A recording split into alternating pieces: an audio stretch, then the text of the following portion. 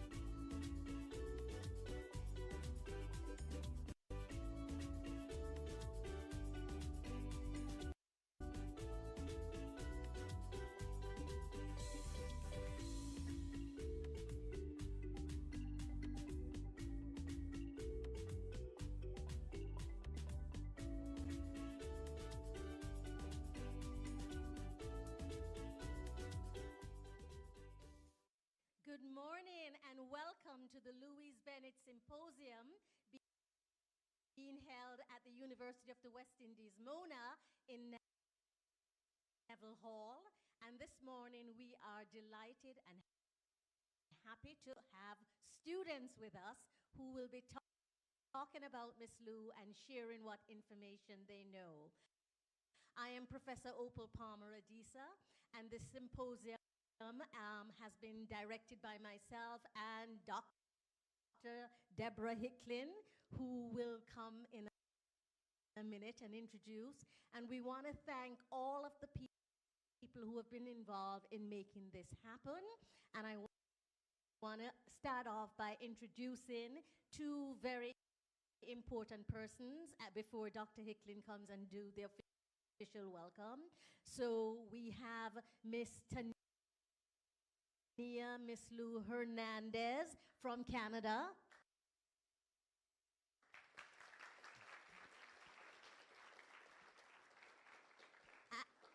And just so you know, she's Jamaican. And then we also have with us our very wonderful and talented Joan Andrea.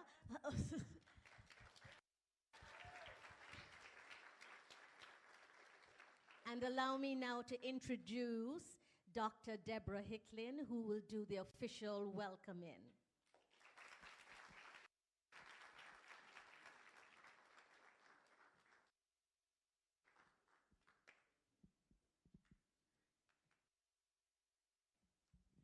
Good morning, everybody.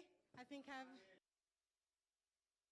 I've said good morning to everybody already. Welcome to everybody to the University of the West Indies. For the youngsters, you have a little while before you get here, but for the more senior students, we hope to see you on the campus shortly. My name is Dr. Deborah Hicklin-Gordon. I'm from a department called the Institute of Caribbean Studies.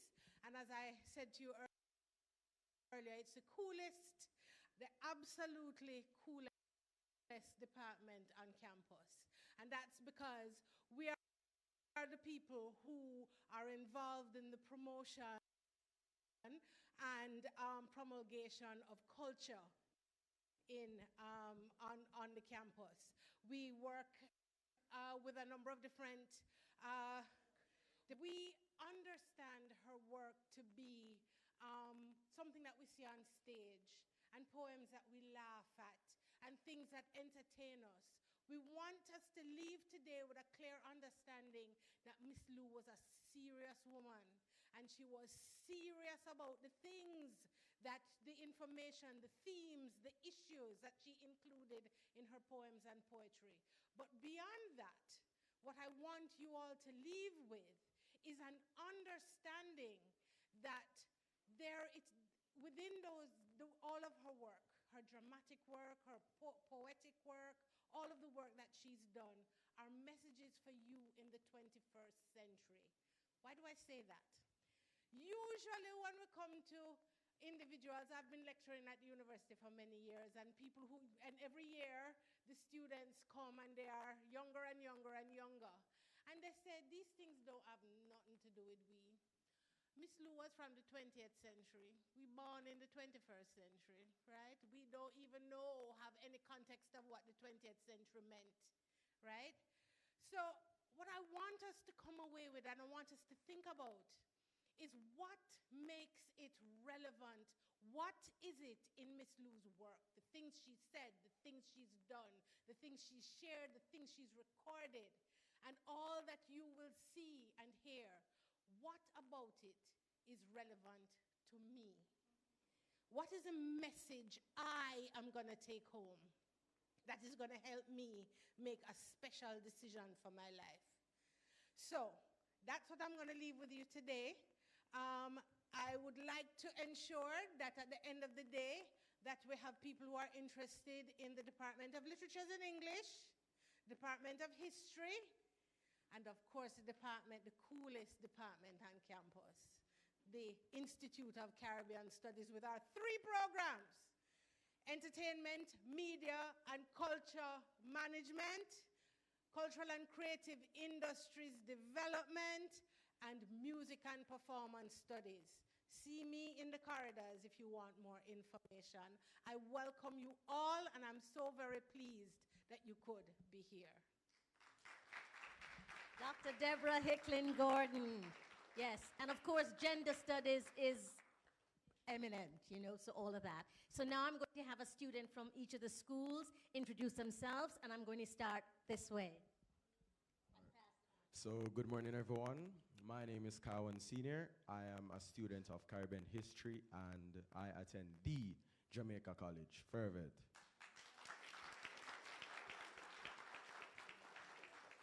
Good morning, everyone. I'm Sajani Campbell, and I'm representing the school, St. Martin the Porres Primary and Infant School. Good morning, everyone. I'm Giselle Edwards, and I'm representing the St. Andrew High School for Girls. Good morning, everyone. My name is Otania Edwards, and I'm representing the Mona Heights Primary. Good morning, everyone. I am David Hamilton, and I am representing the school that won the Marcus Garvey Trophy for the 13th year in a row this year, Arden High School. Yay! Listen, all the schools now I want to hear, Miss Lou! Come on, you guys, you can do better than that. Miss Lou! Thank you, please have a seat. I also want to acknowledge from the Ministry of Education, Mr. Marlon Williams, who is the Senior Education Officer, and his team. Yes, please, thank you.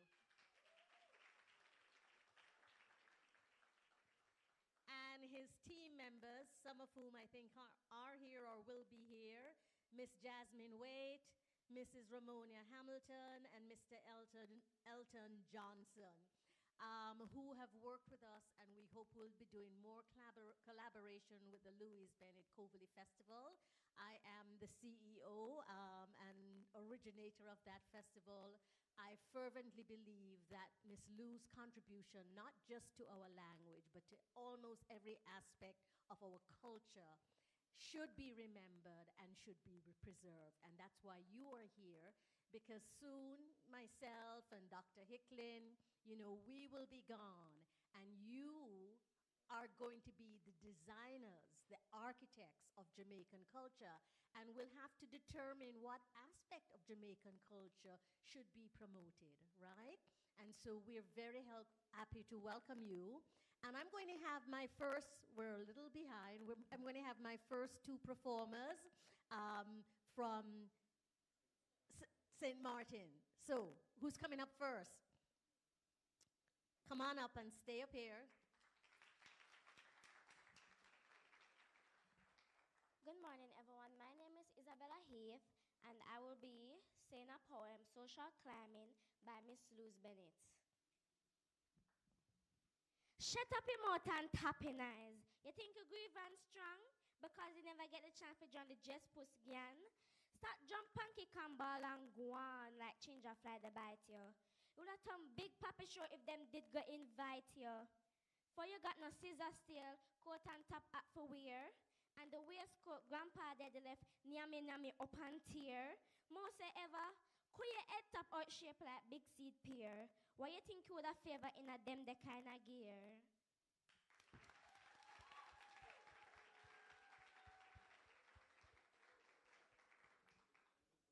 In social climbing, Louise Bennett-Coverley humorously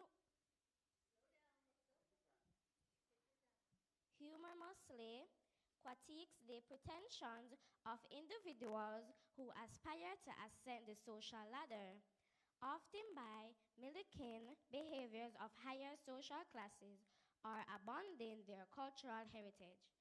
The poem criticized the silliness of such social aspiration and emphasized the importance of authenticity and self-acceptance.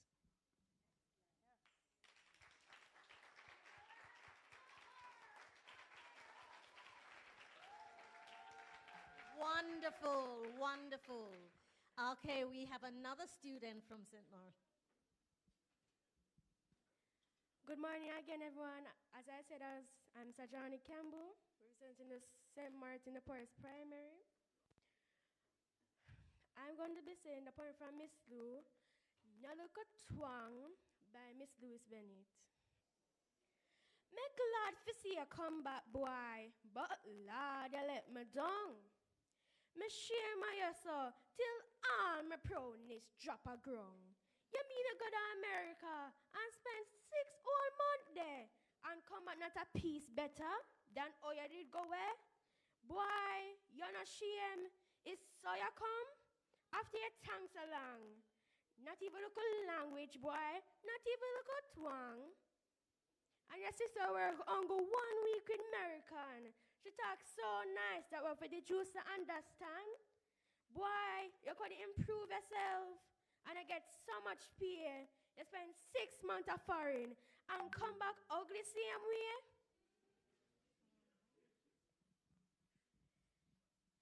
The meaning of no lokotong in our century is that Miss Lou addressed the issue of social class and the pressure that comes with trying to sound refined or educated by adopting the standard English accent or twang. She critiques the notion that a certain way of speaking is superior.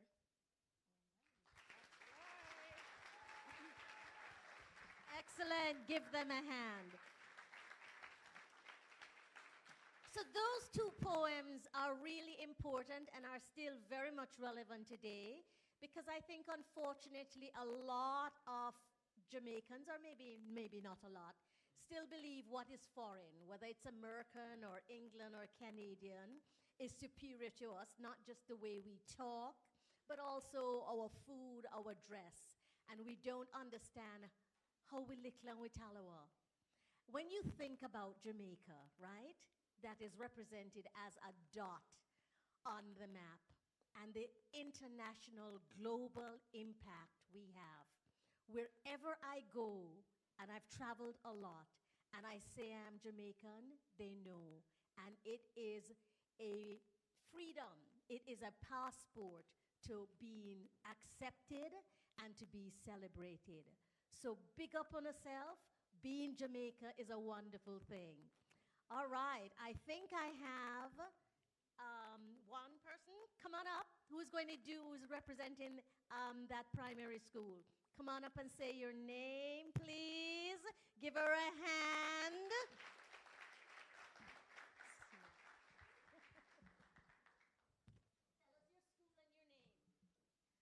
Good morning. My name is Mohelia McLean, and I am representing the Mona Heights Primary School. I'm going to be saying a poem named Independence.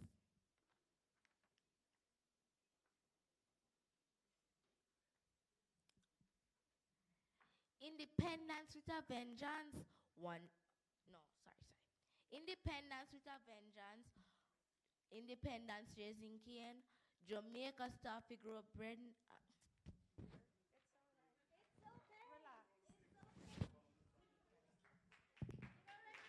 go ahead. You know what? We have to go spit it out somewhere there or put it in this thing. So she's taking a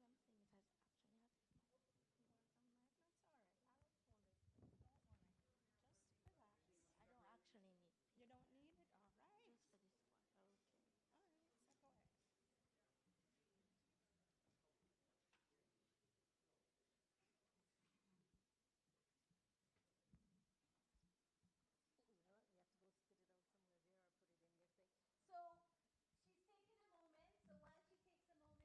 know, sometimes we get nervous when we're in front of a crowd and we have to perform, even though we're good at it and we know what to do. So we just, you know, send her some love, clap her up, big her up, Go ahead.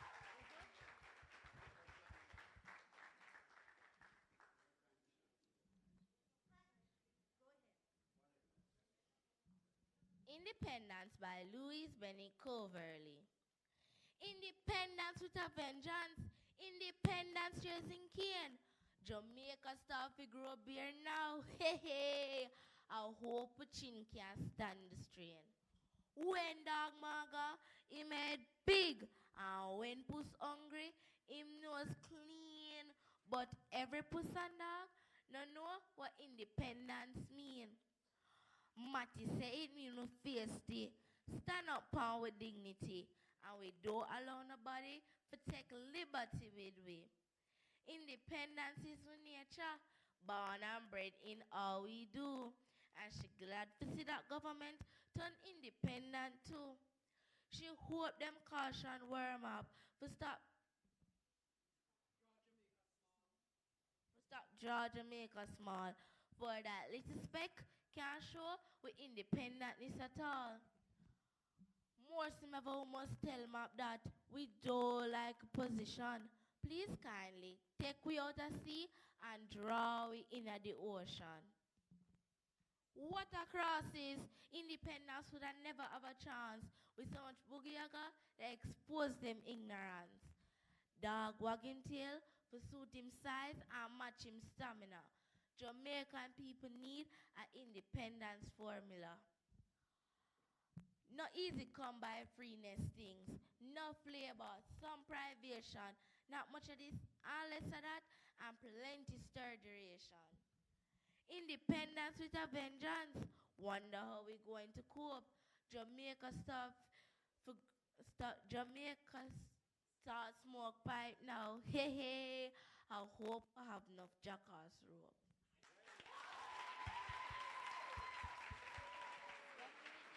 You can take it because we're going to do an activity. Take it.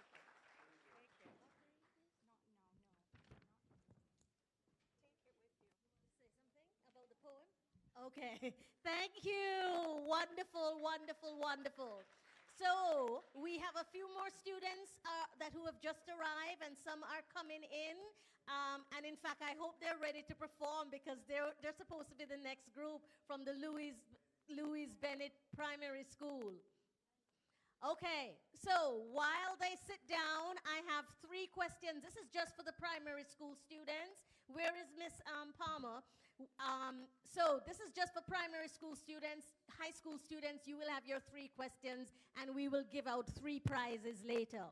I want to make sure everyone are familiar with Miss Lou's book, Louise Bennett Labrish, Louise Bennett Aunt Roches Say, the selected poems of Louise Bennett, Louise Bennett, Miss Anansi, and this wonderful book by Mervyn Morris, Miss Louise Bennett and Jamaican Culture. First question for only primary school students. Put up your hand if you know it, and you'll get a Louise Bennett t-shirt. Miss Palmer, can you show them the t-shirt, please? So, we know her as Miss Lou. Who can tell me the full proper name of Miss Lou? Go ahead, young lady. Stand up nice and loud. Okay, do you know her middle name? Do you know her middle name? What? No. So now that's the first basic fact we have to get going. Yes, stand up and say her full name for me, and you get one of the t-shirts. Louise Simone Bennett-Coverley. Excellent, excellent. And there will be your t-shirt. Now, second question, again, only for primary school students, high school students, secondary students will have their pick. Where, in what parish was Miss Lou born? And if you know specifically where, that's even better. I'm going to call on a young man. St. Andrew. Where in St. Andrew? Is it St. Andrew? That's where she lived. Where was she born? Where was she born? We need to know facts about her people.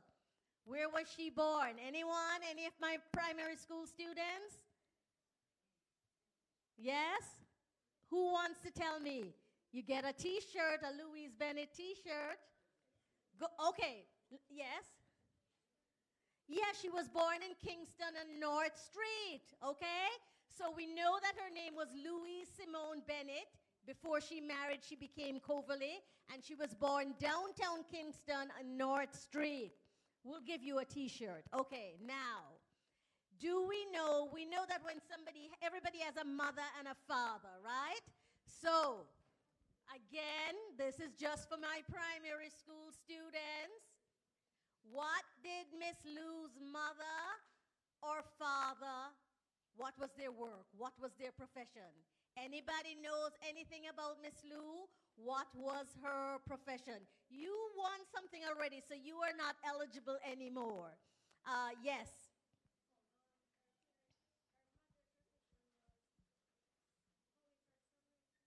No. Anybody? Anybody? One of you young people know what Miss Lou's mother did or what her father did? Yes? She was a seamstress. You get a t-shirt. And anyone knows what her father did? Anybody? It has to do something with this. We called on you already. Anybody? Okay, I'm going to tell you. I'm going to tell you because we're going to go on to the next level. We're ready for the workshop, right? So we're going to go on.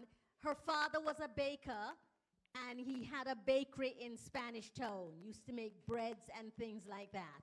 So we want you not only to know Miss Lou's poems, we want you to know her proper name, right? Louise Simone Bennett.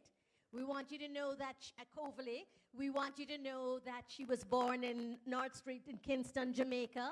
We want you to know what her parents did because they had a tremendous influence on her, her mother and her grandmother.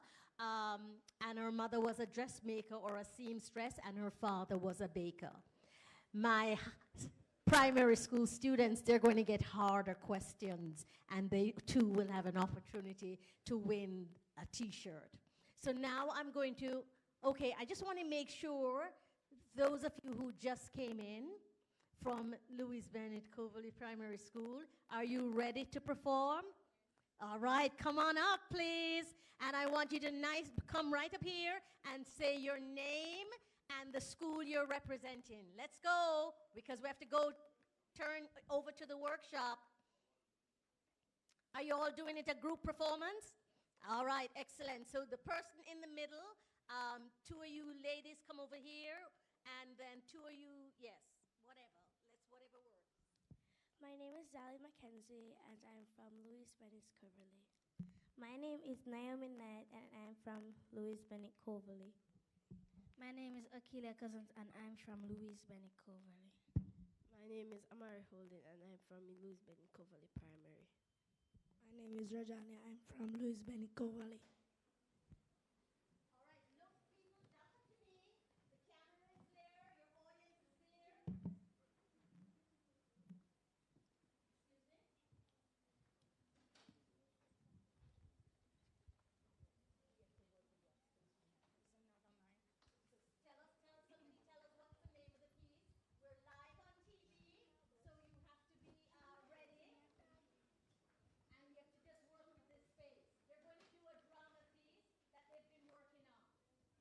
3 Mile Bus by Louise Bennett.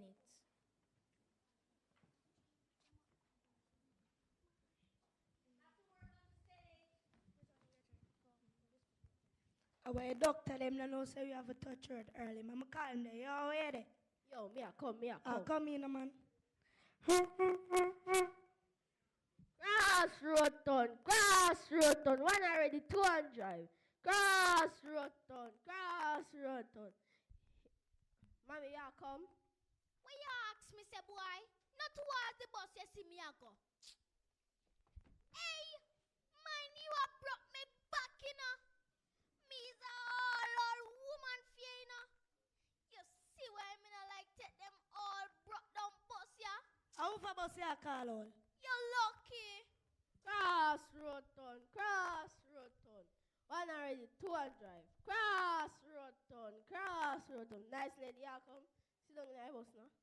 Fix up yourself in the bus now. You spread out like you're in a living room. That's lucky. That's why I mean I like on whole people, you know. Nice lady, you got work. Why you they keep me basket for? Lady, you mean a basket in a way and see other passenger they are travel. Push me back in a place. I have a mind to pick you up and lick you up on your face. Lick me? You know what I be? I'm Cassandra K, the 3rd to 5th. You can't lick me. You only promise that. I'll lick you, yes? You think afraid? Hello, old lady. My lick that dusty, musty basket. They can't know who me. Yo, tapping eyes in the bus now, man. Lady, I'm not talk about your basket. Me I talk about my good stockings. My anchor stockings. You can buy stockings. If the basket tear your talking, that against the law, ma. Oh, lady, I'm not talk about your basket, but you can buy stockings in mine against the law. But you can buy stockings. You can cuss me. You can beat me. You can call me all the hits. But put on my basket. For this basket is my all in all. It is my shilling, my pence, and my pound, my jewelry, and my crown, my husband, and my friend. Me have 6 bikini. And since me stop take them pot of coat, this dirty brusky basket, yeah, is them only support. So, you can always pick me up. But put on me basket. For me, will spend the rest of my days up a return for it. You have just heard 3 Mile Bus in a Dramatic Way by Louise Bennett.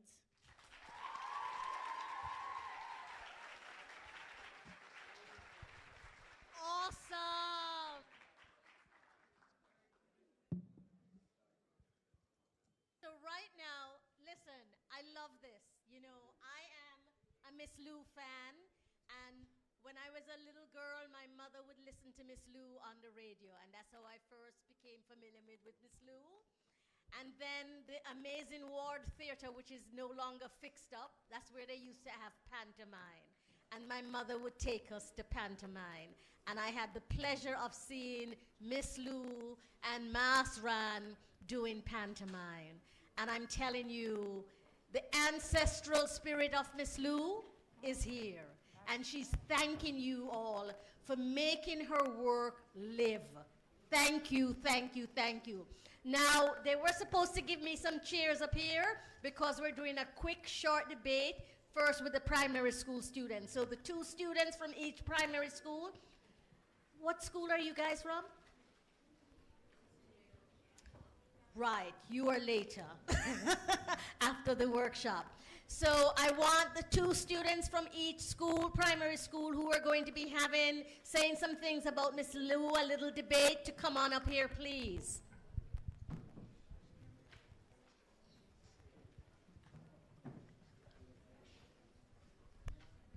All right, so, yeah, come on up. So I hope you are learning, for those of you who were not familiar with those pieces that the students did, that if you have not read them and analyzed them, that you will go and read them and analyze them. Because one of the things as a scholar that I have discovered is that Miss Lou's work, Louise Bennett's work, is packed and layered. And you know, it has this presentation on one hand, but if you look at it in another way, there are multiple ways to read the poem. There are multiple ways to analyze the poem in terms of the depth. And Miss Lou was very good at irony, right? And so a lot of the poems are ironic in some ways. So this last dramatic piece, which I'm so happy that the Louise Bennett-Coverley Primary School just performed, where the woman is saying that her basket is the means of her support for herself and her children. And there's a kind of irony in that poem that we could speak to and look at more. Do you guys want to sit, or are you comfortable standing? Maybe standing, or you want to sit. So let's have you sit behind there then, or stand. What's your preference? One girl said sit, one girl said stand. And we will begin, right? So the question is, for these students and for all of us, and Dr. Deborah Hicklin had raised that question at the beginning, that, you know, is Miss Lou still relevant? If Miss Lou, and let's see our mathematicians here, if Miss Lou were alive, we would be celebrating her 105th year. When was Miss Lou born? Young lady in the back, St. Andrews. Yes, September 7th, 1919. So if she were alive today, she would be 105. And her legacy, you know, is living on as we live on, because that's what happens. So the question that each of them are going to be speaking to, this young man doesn't have a chair, but we apologize. Just go stand up there, please. Right. They're going to each be telling us what they think, and they'll be passing the mic. So please, again, remember to introduce your school, your name and your school, and you are on.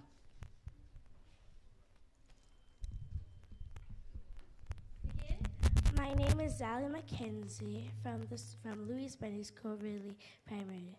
Louise Bennett was born on September 7th, 1919. She was a Jamaican poet and activist. From Kingston, Jamaica, Louise Bennett remains a household name in received her education from Kingston College, Jamaica Kingston College. She was a poet, a songwriter. And so much more. She was also an actress. She was one of Jamaica's first cultural poets. She also showed Jamaica to embrace their language, not to be ashamed of it. In our culture club at Louise Bennett-Coverley, we celebrate everything what is unique about Jamaica, everything what gives Jamaica that spark, like our dance, music, language, especially our language, patois. I especially love her poems. Like Little Twang, Dinner Party, and so on.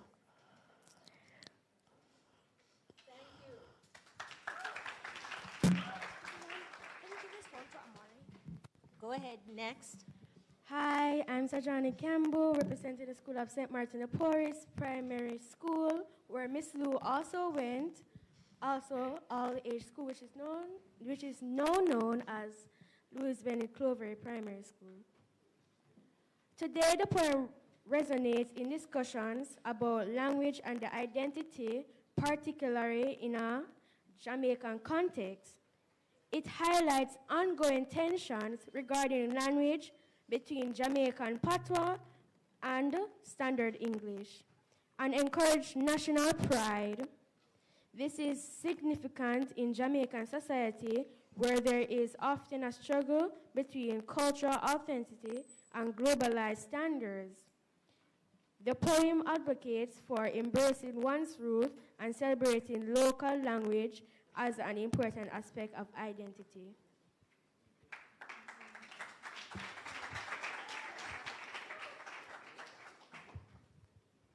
Good morning, everyone. Can you hear me? A little louder.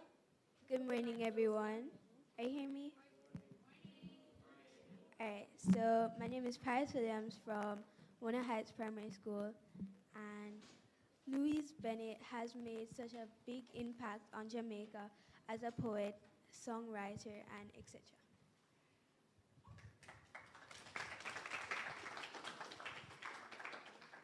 Good morning, everyone. I am Wahila McLean.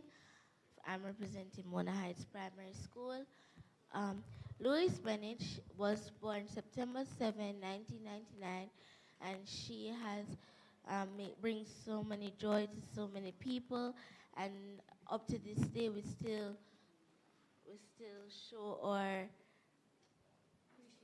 appreciation to her big and wonderful impact on Jamaica's culture. And she died in Toronto, in Canada, July 6, 2006. And we are so grateful that she did what she did. Hi, my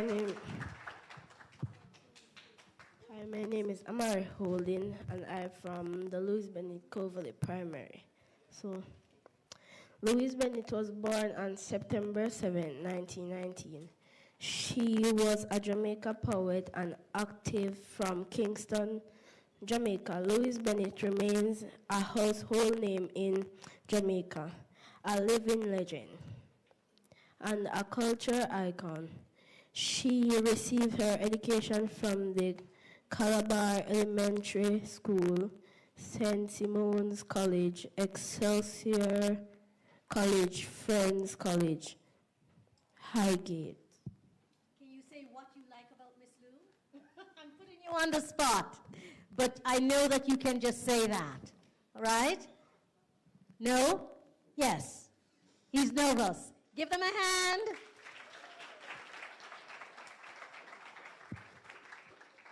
All right, so now we move on to a workshop that's going to be conducted by this wonderful, and I want to say, one of the things that I have been working to do with my colleagues who have joined me on this venture for the Louise Bennett-Coverley Festival is to grow the festival, grow the team, and to make sure that Miss Lou is not just celebrated in Jamaica and Florida. They've had a festival for Miss Lou for the last 10 years, so we're behind, but we will catch up. And, you know, we're establishing patron, and I'm so grateful to Tania Hernandez, who has agreed to be the patron for Miss Lou from Canada, and she also offers a scholarship for students. And I will turn it over to her, and she will tell you a little bit about herself, and then she will conduct her workshop. What a guan, everybody. Greetings. You there? Yeah, man. Cool. Now, let me tell you something, man. First of all, I am Tania Hernandez. When I'm on stage, I'm Miss Tanya Lou.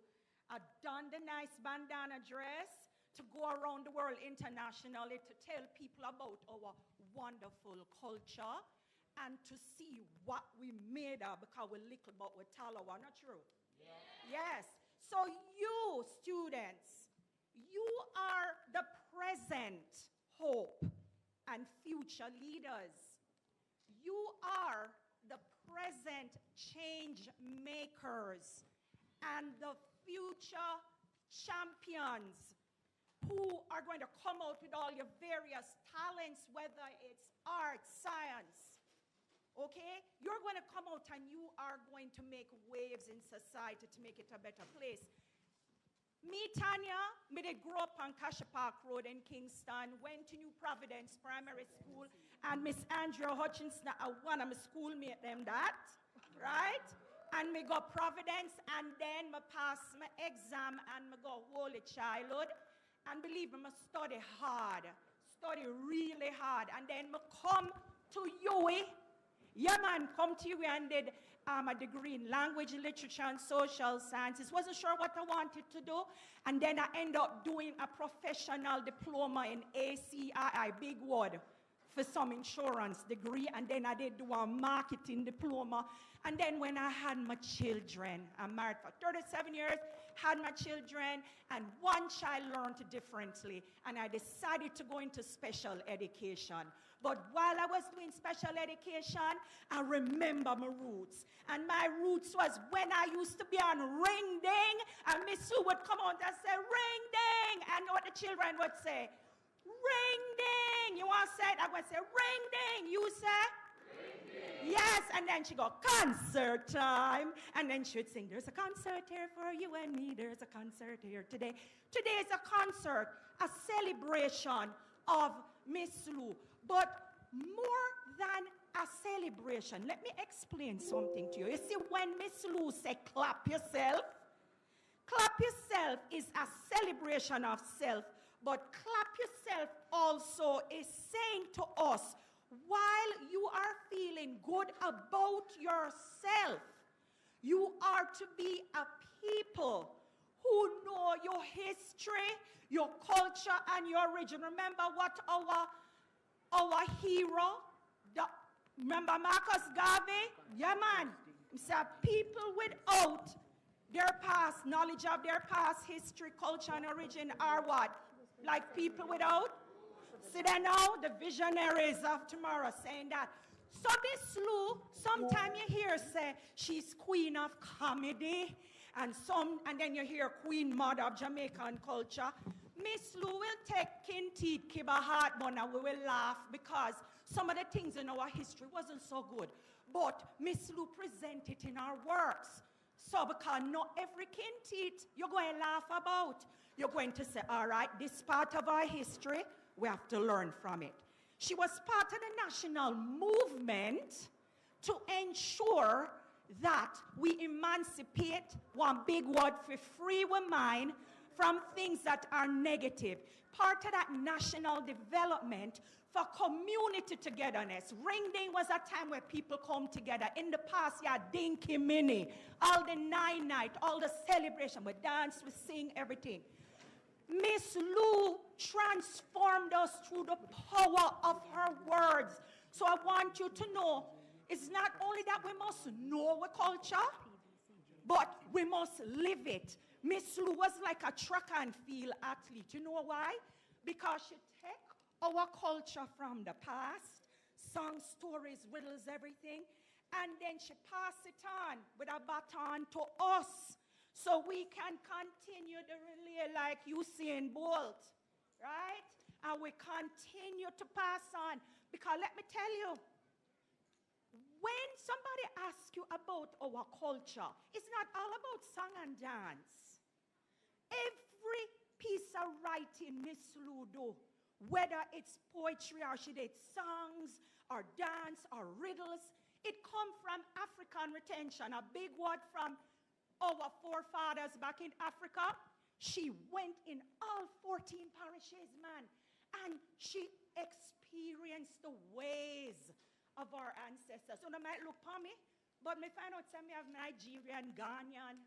My grandmother was a sweet dark black woman. My grandpa was light skinned, have little bit of Irish. So me mix up like Heinz 57. But me's a born Jamaican, a daughter of the soil, and me proud of it. So, when you hear the riddle, like riddle me this, riddle me that, guess me this riddle and perhaps not. And you hear what is 7 trees? 7 trees. If 3 sevens are 21, what are 7 trees? It's woodland because it says 7 trees. What did you have to do to figure out the riddle?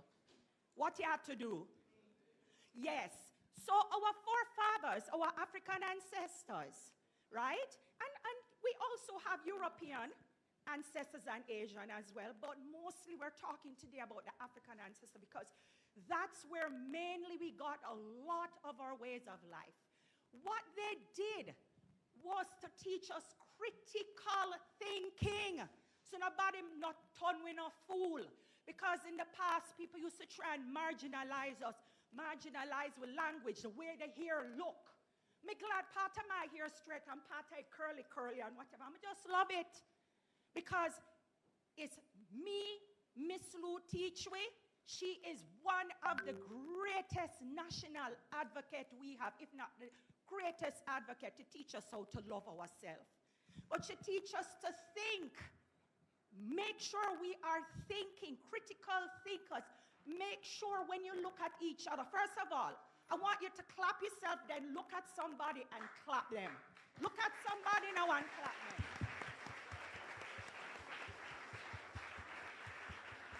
Clap yourself. Miss Lou is a symbol. I heard Professor Adisa say that. She is a symbol of ancestral wit and wisdom. But she wants our people to come together and to love who we are and present it to the world. You know, we're so little bit in the world, right? But in terms of geography.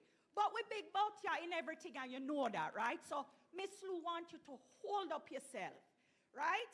And believe in yourself. And I want to say this before I move on to the next thing, because I experienced it. Miss Lou was a mentor, and I want to do the same. When I was growing up, I always thought, because my cousins and family were doctors and lawyers, that I had to be like that, but God didn't make me like that. And so I ended up having to do over my exams just because I was trying to do something that was against my nature. You can't ask a fish to walk like a, to be like a lobster, right? They're different. So one thing I want Miss Lou ask you, not only to love your culture as Jamaicans with African ancestry, but to love who you are as a person. Know who you are and what you need to do. Some of you will end up here at university. Some will be at college. Some of you will be bakers and seamstresses. Some of you are going to want to start a family. So I want you to remember that Miss Lou was a visionary, a change maker. She used her words to empower us. And so next few minutes, I'm going to show you a slide. Then you're going to look at that poem that you have in your folders. And we have some little activities to do. It's collaborative. So can I have my handsome Mr. Russell come up and show the slides? Quick slides. Don't you like picture? Who no love picture? You love it? Love look at picture, right?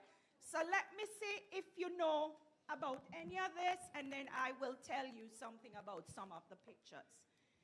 And while we are waiting, we have to understand that Miss Lou made more than a cultural impact. She was a national developer. She brought the community and youth together. She loved children. You know what she said about children? She said, teach the picnic the same thing that belong to them. Please pass it on. Don't be shy or be a stush and say you can't speak patois. If you cannot speak patois, you are dissing our forefathers.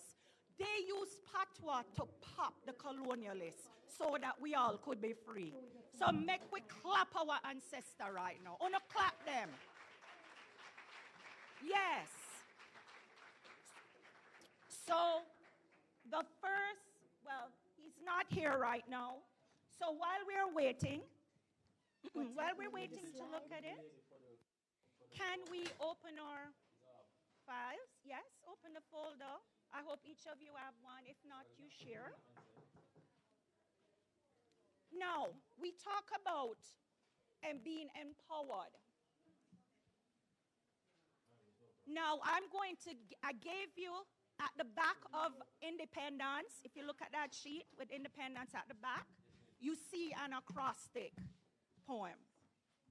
And basically what it is, I took the letters of Miss Lou's name and I used the first letters to do a tribute to her. So today we're going to do some writing, right? So I'm going to read it for you. Making waves with our words, you see, inspiring the youth and setting them free. Sweet like sugar, poetry flow, sharing the struggles, the triumphs, the high and the low. Living legend, that's what she be. Oh, how she loved Jamaica and Jamaica loved she. Uplifting the culture and spreading the vibe. Miss Lou, you're our hero. Ay, ay, ay. Always love to say that. Yes, so we're going to continue. When Mr. Russell come back, we'll do the video. So I want you to think, with all you heard from these young leaders and performers, what you heard from Professor Disa, Dr. Hicklin, and what you're going to hear throughout the day, I want you to think how you can devise your own poem. As you know, poetry are just words of expression. Miss Lou used poetry to give meaning and to give power. There were some literary devices that Miss Lou used. So if you look on the sheet with literary devices, the power of words, Miss Lou, cultural hero. Let me just find that sheet. Yeah, sorry. The literary devices, yes. It looks like that. And then you have some lines. Let's do something. All right? So, when you're doing poetry, if you're doing literature, a lot of you are going into literature. Oh, sorry. A lot of you will be doing literature, and it doesn't matter too. Even if you don't go on to do literature in school, you have to do language, like how you have to do maths, right? Maths, even though it's mathematics, but I say maths. So, every poem, oh, you're okay. So let me first talk about what you're going to see in the poem. Then we watch the quick slide here, and then we go back to this. So in every piece of writing, there's always a theme. You know what a theme is? It gives you the what? No? The main idea, right? The deeper meaning. And then you know the big word onomatopoeia? Like when you say bugo yaga, it sounds like what you said, don't it? Right? So you're going to see that in the poem that we're going to look at, right? Metaphor is just a figure of speech when you compare two things. If I say your face is the sun, I am saying I'm comparing you to the sun. But if I say your face is like the sun, it's a simile. We're going to see that in our poem. Rhyme scheme. I don't know about rhyme. You know, Jack be nimble, Jack be quick, Jack jump over the candlestick. That's like a nursery rhyme. And you hear quick and stick rhyme. So you know about rhyme. Put up your hand if you know about rhyme. Rhyme give words rhythm and it give it power. Right? Miss Lou used the patois and everything. And the rhyme scheme to give it rhythm and to let us feel what she's feeling, right? And ballad. A ballad is like a story. And Miss Lou always, when she writes, she always have like four lines in her stanza. It's called a big word, ballad quatrain. But if you notice, she would have like 4 lines, and then you will have a type of rhythm in there and rhyme. Personification. You know what a personification is? When you make dead things turn live. Like the tree walked. You ever hear a tree walk yet? Right? Must be a dopey, but anyway, it's personification. And then you have proverbs. Proverbs are philosophy, wise words that our ancestors gave us. So, Mr. Russell, can you, yes.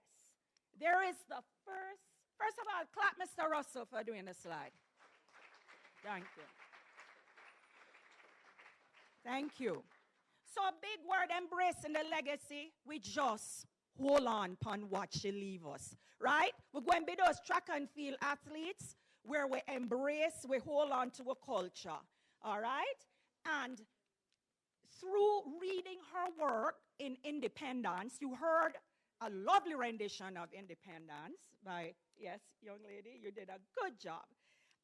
We are going to see how the power of those words, how it helped to elevate us, all right, and help us to feel good about ourselves. All right, so next slide. All right, you see that nice picture there? You know who that man is beside Miss Lou? Mas Ran, a great entertainer. They were in pantomime. They were great actors and actresses. So that one, let me tell you, my mother, Lorraine Burke, She was in the 1965 pantomime with Mas Ran and Miss Lou in a pantomime called Breda Buck. And all my mother had to say was, "And a penny a week, partner." That was all she had, and she was proud. So I'm glad to know I had a member of my family be a part of it. Of course, my cousin Tessa and she go on bigger and she can't sing, and I have a whole heap of family in the arts. But my mother, a proud horse, says she was a part of Miss, the ring ding. So that is the pantomime there. You see how Miss Lou look nice? She really made a big difference in our theater, because before theater was all about English, in the English language. And then she come and she just change it up and make it be our flavor, right? She stir it and she blend it to a flavor. She shake it and we move it to a beat. She wheel it and she turn it and she rock it and she tempo it. And Lord, the rhythm sweet. Part was sweet. Next one, where do you think Miss Lou is? Where do you think she's standing? I think that's where she is. And she have her famous little pose. I love her, you see? Look at her. Over 70 years of contribution, and she's still contributing even though she's in heaven. She's a living legend. The next picture, you know where that picture is? Yes, you know when that statue was put up? What year? Almost. Think it's 2018. Think it's in 2018.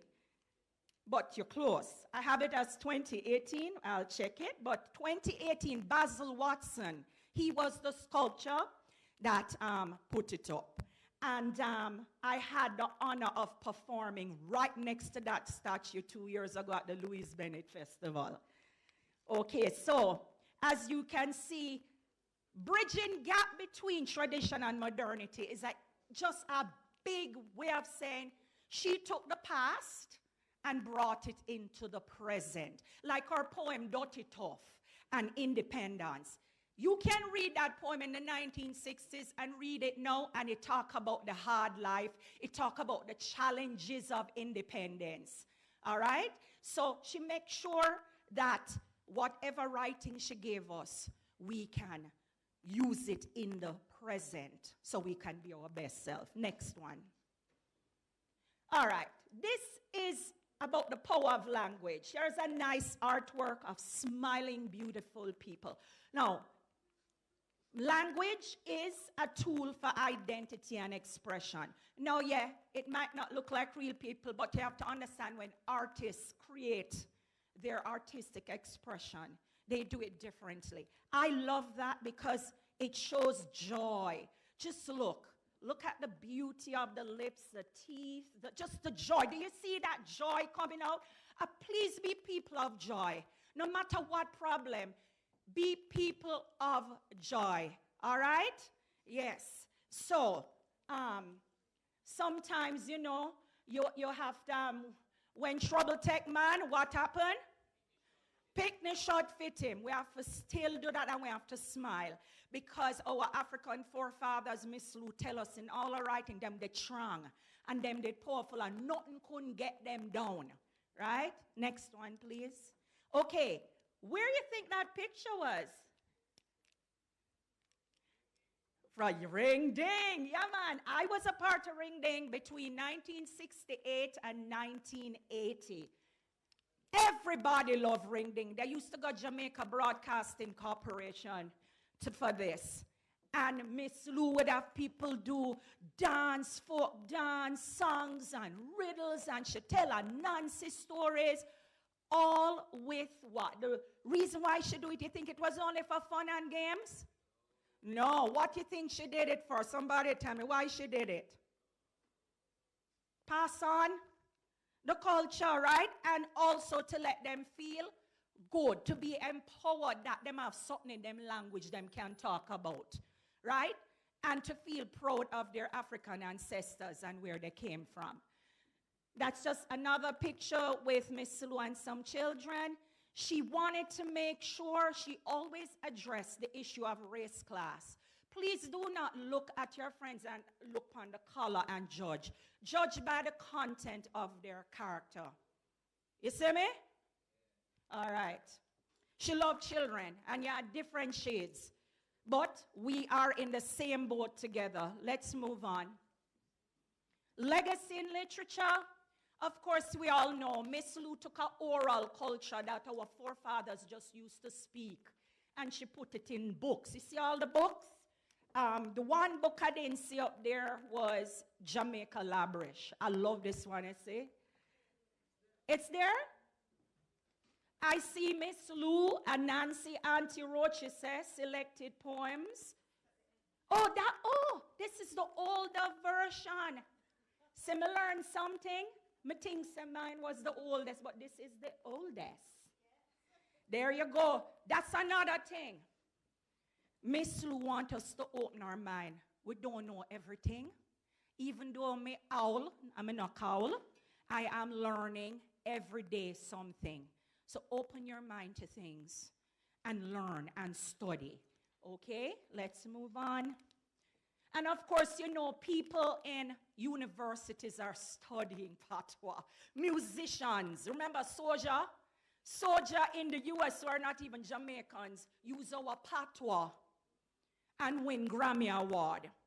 And of course, you know about Toots and Maytals and all that, our own Toots and Bob Marley and everybody. They did great with our patois, thanks to Miss Lou. She used the power of words to encourage us to use what was given to us by our ancestors. Boy, I just love her. Of course, she empowered us to transform lives. What does transform mean?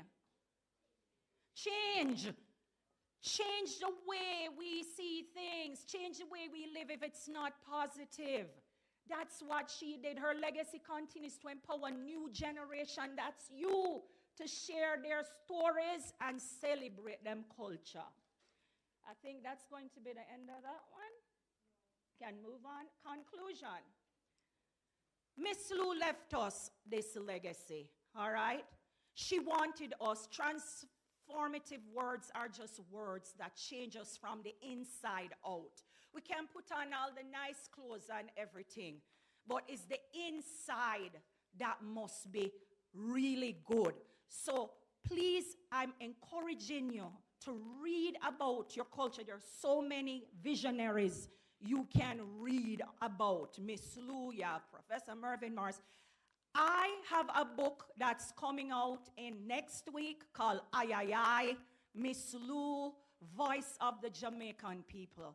And I hope you're going to look it up and you read it. It goes right throughout her life. And I also wrote some essays, and you'll hear about people who know Miss Lou from Canada and all about, and Jamaica, and we just celebrate her. So thank you, Mr. Russell. We're finished with that right now. Thank you. So we are going to now go back to this page quickly. Quick. And can somebody get up who good can read Independence and just get up and read it? If one person can read like 3 lines and another person 3 lines, how about I choose somebody? You young man, you can read it for me? Yeah, man. You're handsome like. Stand up. 3 of the lines.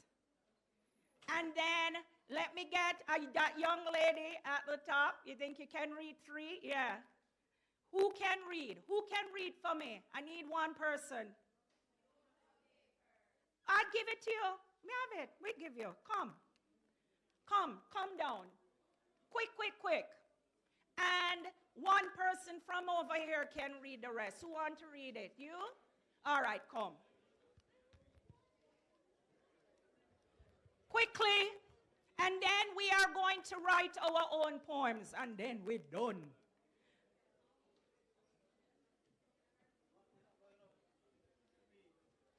All right, you read the first 3 lines, and yeah, three stanzas. Low, everybody, keep on your mouth. Independence with a vengeance. Independence raising cane. Jamaica start grow beard, I hope, which in can stand the strain. When dog maga him head big and when puss hungry, him nose clean. But every puss and dog no know what independence mean. Matty say it mean with fiercely.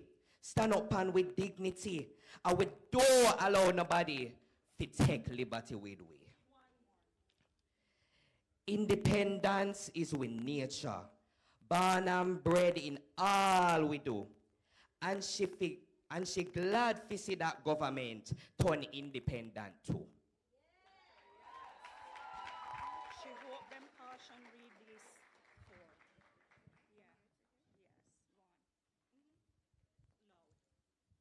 She hope them caution world map to stop draw Jamaica small for the little speck can't show we independentness at all.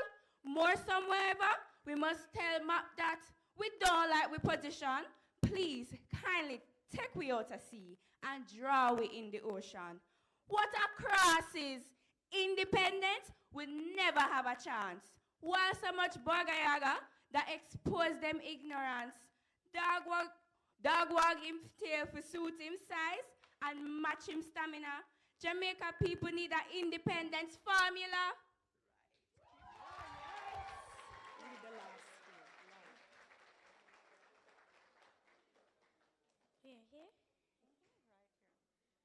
No easy by princess things.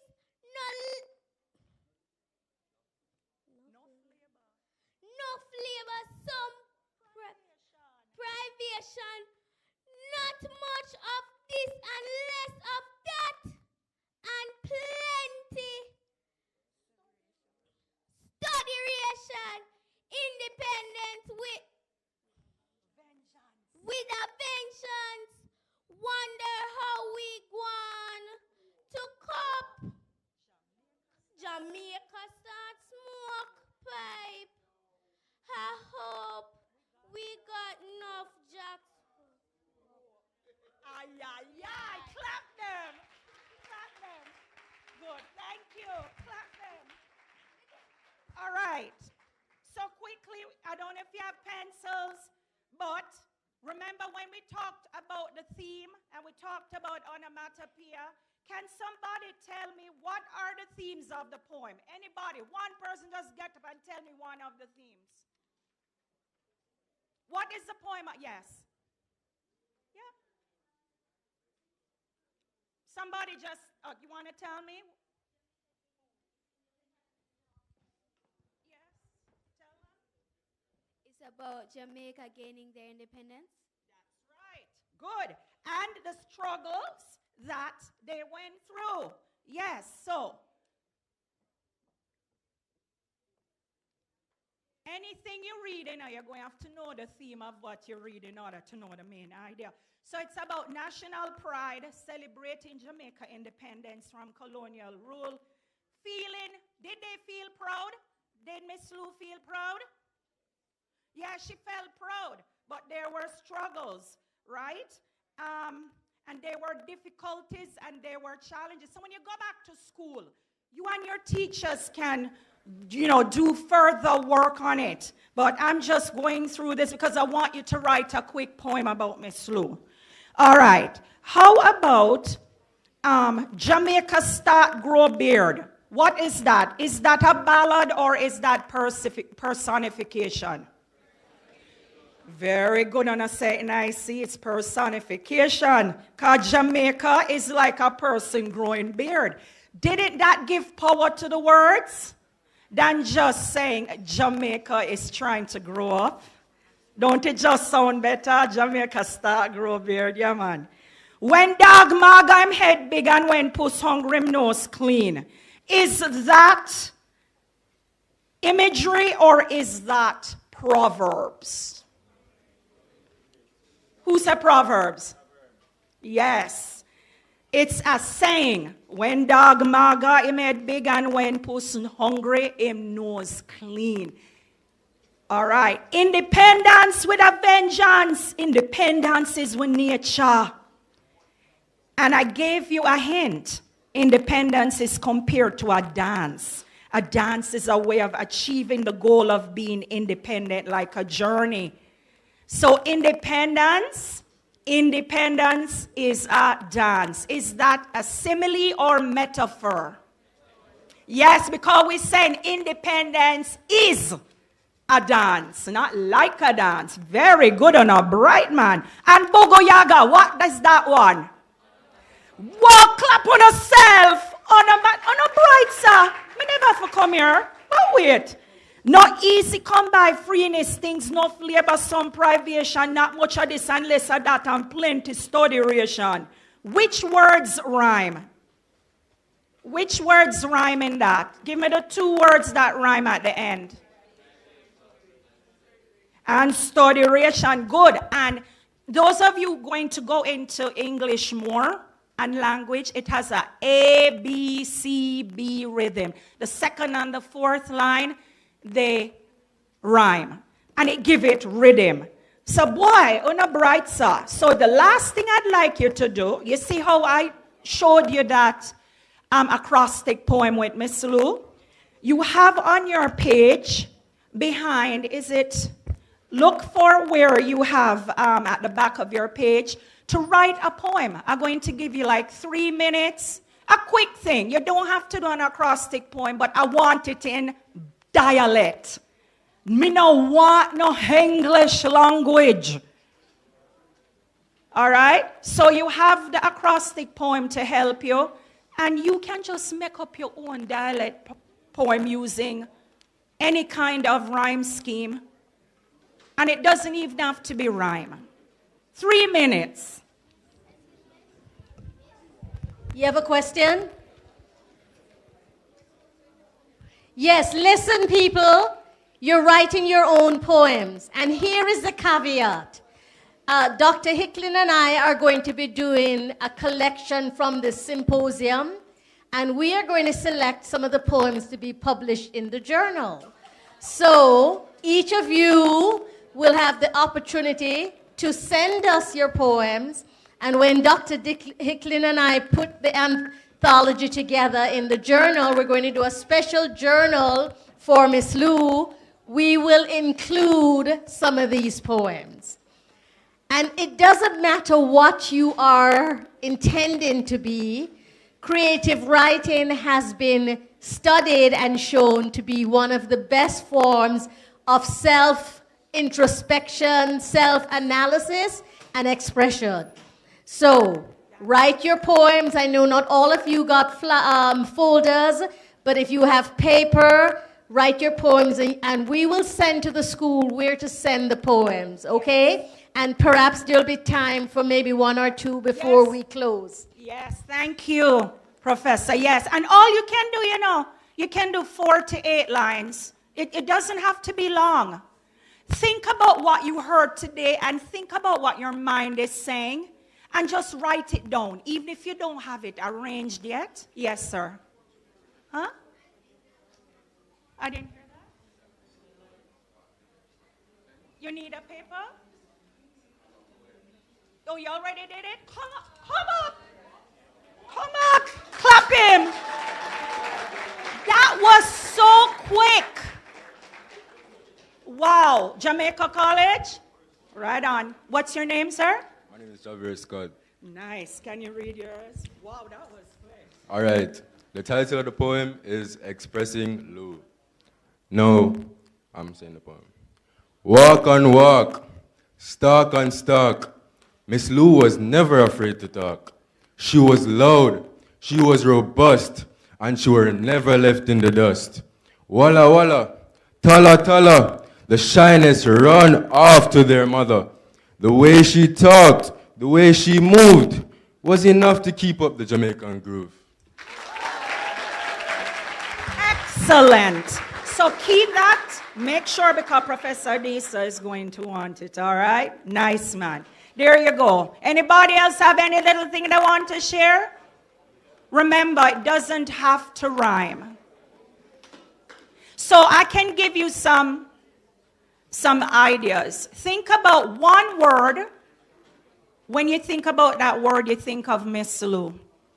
Then when you think of that word, find a word that will rhyme with it. I write a lot, and what I do is always think about the words I want in my poem. Then I try to see if there's a rhyme scheme. Sometimes it's just free expressions. You know what free expressions are? It doesn't follow any format, any literary, poetic format. You're just the free speech. So you could just say, Miss Lou, the philosopher. You know, like a dub poet. You know, dub poets do their poem. Yeah, you can do dub poet style. You can do acrostic using her name M and write something about the MISSLOU. That's an acrostic poem. Or you can do like what Miss Lou do, doing a ballad quatrain. Or you can do free expressions. All right? And poetry doesn't mean you have to have a lot of lines. Is there someone else that would like to come up? Yes? All right. Come on up. Tell your name. I am so happy. You guys are creative. Tell your name and school. Good morning. My name is Davia Ellis, and I'm from St. Jago High School. Yes. Okay. Continue. All right.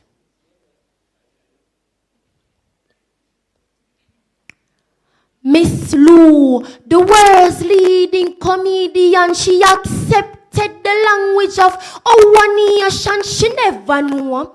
At this, the future of plan, she did have a stepson called Fabian. Miss Lou, the world's leading comedian, she accepted the language of our nation. She never knew.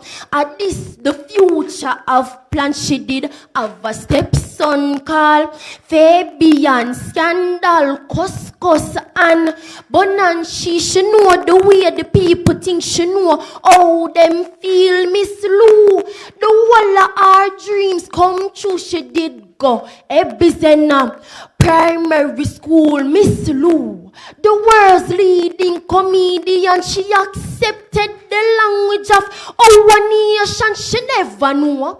At this, the future of plan, she did have a stepson called Fabian. Miss Lou. Man!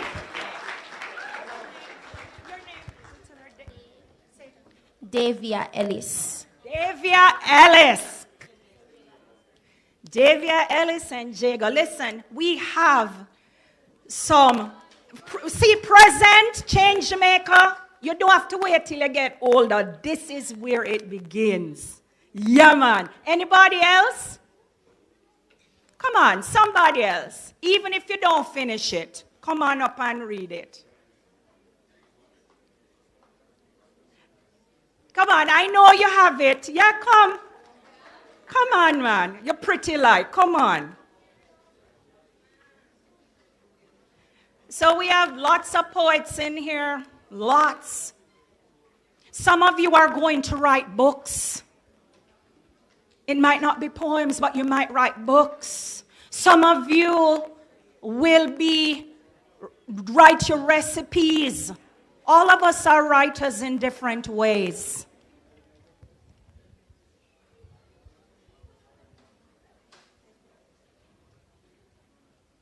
So name and school and come up. Name and school and read it.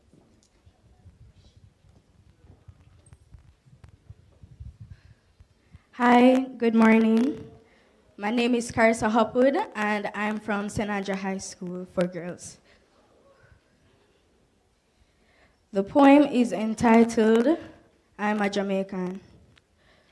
I'm so proud to be a Jamaican. Thanks for Miss Lou for giving me enough inspiration. What a go on, the blue-eyed man says, every time I travel overseas. The blue maho and our bamboo trees, the fresh, nice water, and the cool, cool breeze.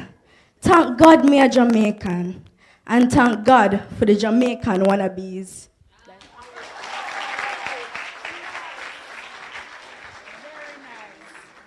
Man, you inspire me. Don't them inspire you, Dr. Professor Disa? Yeah, man. Andrea, you inspired by these young change makers? Yeah, man. All right, so anybody else want? We want one more. And remember, write all your poems. And remember what Professor Disa said. It is going to be printed. Yeah, man, I'm going to turn celebrity. Yes. One more come, man. You see all the button them upon him? You know Sam is a leader, you know. Say your name, school. All right, good morning, everyone. My name is Dr. Ari Doman, and I am from the great Arden High School. All right, so I didn't give the poem a title as yet, but I think at the end I'll be able to realize one. When the teacher tell we are Miss Lou time, whole class catch a fire, cause we have to catch the rhyme. So me start off proper, you know, but when the patwa liquid, it all way by we short. Family is no pia. My daughter sued the teacher, and when rain fall or person sick, my son Uriah preach. Sunday gone, rain come, so till pastor could have left from out him yard. People did in a church, and so Uriah get we broad. Him climb up on the pulpit, him lean over and look down. Him look pa all we enemy, and lash them with him tongue. The first one him take on was lies, who tell the lie pa me. Him stare in our face and say, thou art the multi. Him say, thou art the medicine, thou art the rosum. And then him look pa me and say, 20, thou art the slaughtered lamb. Him take on teacher Brown for when him was a little tot. Aye. Awesome. Well, I am so proud of all of you today, and it was an honor to be here with you, to celebrate Miss Lou, to learn about the power of Miss Lou's words, how it elevates us, how it educates us about our family from in the past, who taught us through their poetry, songs, riddles, proverbs, how to appreciate our culture, appreciate who we are, and so that we will take it and inspire the next generation how to live. Remember, it is philosophy, it is wisdom, it teaches critical thinking. Do not just have an idea and go with it. Think about it. Miss Lou was a thinker. Miss Lou was a trailblazer. She was part of the national development to just turn over the whole establishment and make them know, say, we're little, but we're Talawa, and we have our own language, we own culture, we own identity, we own literature, we own a university, we own everything. Aye. Thank you very much. Give Tania Hernandez a hand. Awesome. We're really thankful for you coming this long distance to be with us, to share with our students. Festival on behalf of the university, the language department, ICS, we want to thank you very, very much. Thank you very much. And just so you know, don't throw away the bookmarks. Please use them when you're studying so you can remember our national, she's our unofficial national hero, but before my dead, I know she's going to be a real national hero, right? So remember, use them, use it, put it in your books, and remember her, all right? Bless them. You guys have been awesome, and now we're switching. The next part of the program is for the high school students, the secondary school students. We saw the primary school students that performed and read poems, and now we're going to have the high school students who are going to be doing likewise. I think San Diego is already ready, and I don't know what other schools are ready, but we're going to switch there. But because you've been so awesome, and because we've been sitting, let us stand up and just stretch for a minute. Come on, everybody, stand up. Say hello to your friend beside you and behind you. Let us clap ourselves.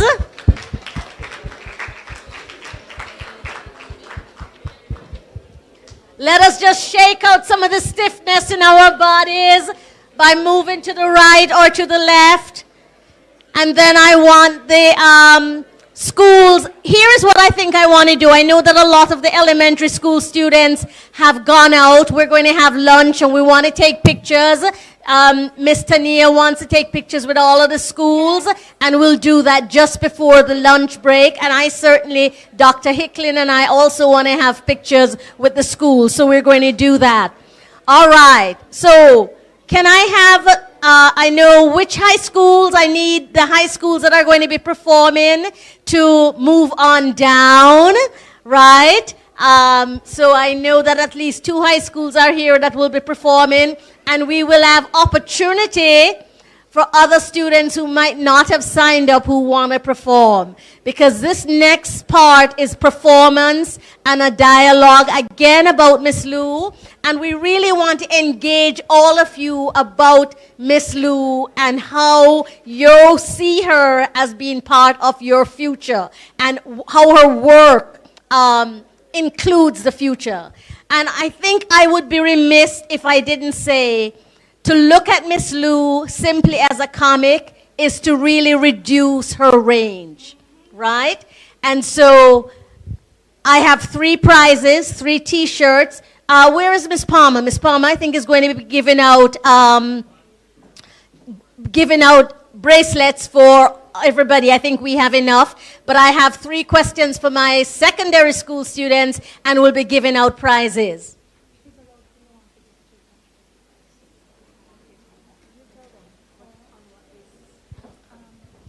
So listen, Miss Tania Hernandez is coming up with a really big prize for a school. I think it should be for a school. We're going to be offering $200 for one of the secondary schools. And so she's going to have some questions for you. So if you want to win $200 for your school, you want to stick around and think about that. Yes. And you know what I think would be easier too? If I give them sheets of paper with the names of their school, and then we will pick one. Oh, okay. We could do that, right? But yeah, you could also answer a question. So let me see first of all. I think let's do that. A question about Miss Lou. Where in England, what radio program was Miss Lou a part of in England? She went there to speak on the Jamaican culture. Anybody remember the name of the radio station? Well, read it. No, but did anybody did reading? Anybody? Yes. What's the school? BBC? Arden? Arden gets it. So Arden High School will get $200 for their drama program. And so we want, come on down, come on down.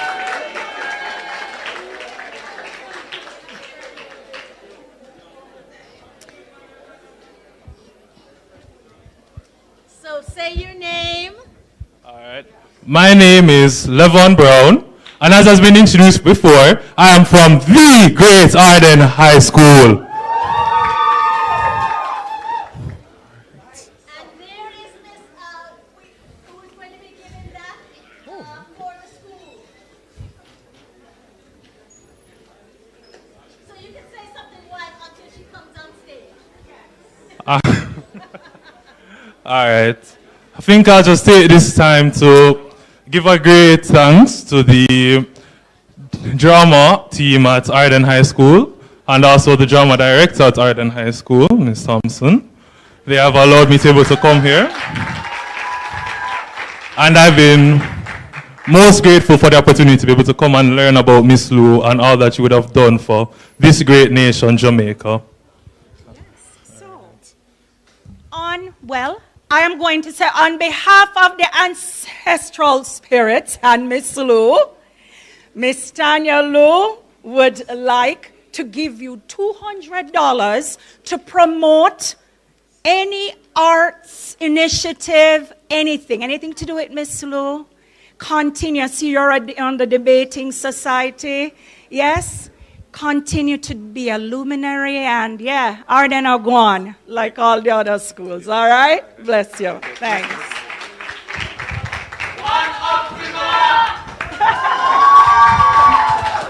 So that was a very generous gift, and we want to be very generous with you and with everyone else. All right, so now, wow, I think that deserves something really much better in terms of clap yourselves.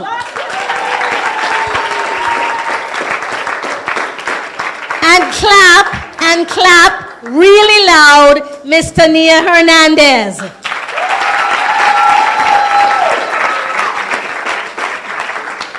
All right. Which of my high school is ready to perform? And I need you guys to come and just line up because I know you're going to be performing. So let's go and then we'll get to the debate. And those of you who are going to be part of the debate, you need to come down here. We want to keep it flowing and so that you are doing the talking and the performing and I am not necessarily doing the talking and the performing. All right, so I don't see Miss Palmer in the room, but she should be somewhere around. I have 3 questions for my secondary school students to win a t-shirt. And the first question is, and raise your hand, and maybe, Arden, I will exclude you because you have just gotten this fun. But anyway, this is just for the secondary school student. What's the name of the institution that Miss Louise Bennett got her degree in England? Royal Academy of, yes, come on, RADA.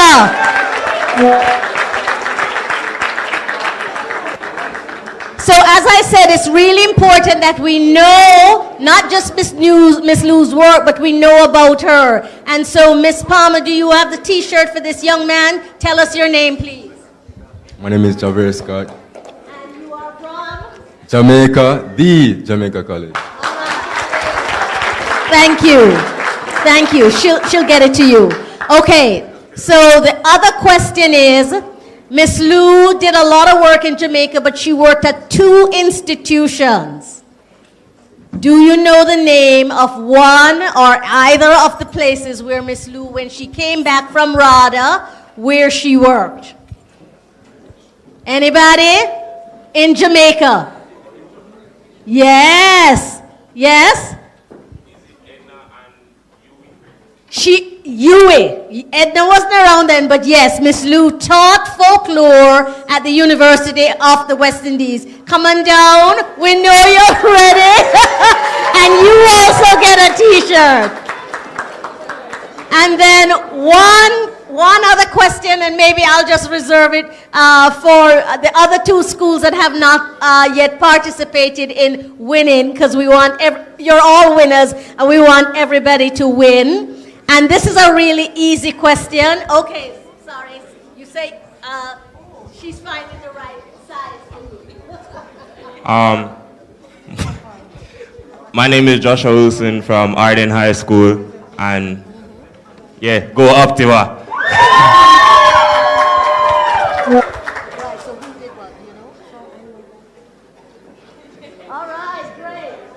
All right, so the other question now, and Arden cannot participate, nor can JC because they have won. And this is really, really easy. Really, really easy. Who can tell me the title of one of Miss Lou's books? Come on, yes? Laugh with Miss Lou. Yes, come on up and you get a t-shirt. And this is from one of the students now from St. Andrews. My sister went to St. Andrews, right? I'm a Woolmerian. So there is your t-shirt. Tell us your name again. My name is Davia Ellis. Later on, I want a picture with all of you with those t-shirts up that says Miss Lou. Those are the Miss Lou Festival t-shirts. All right, now, easy, cheesy, peasy, right? Easy, cheesy, peasy. Miss Lou is known as a comic, but Miss Lou transformed one of Jamaica's theatrical stage. What is that called? And it happens every year and it still continues. St. Andrew? Pantomime, yes! And I want you all to know, how many of you have gone to the pantomime? Boy, that used to be a must. The pantomime is a mainstay in Jamaican culture, right? And before, Miss Lou was the one who nationalized the pantomime. Because before Miss Lou, the pantomime looked at material from England, but Miss Lou and Mas Rani nationalized the pantomime. And so we have a t-shirt for her. Let's just bring it up for now, even if it's the wrong size. We'll find her the right size so she can open it and tell us your name. Okay, good morning, everyone. My name is Ayla Pessoa Rollins from St. Andrew High School for Girls.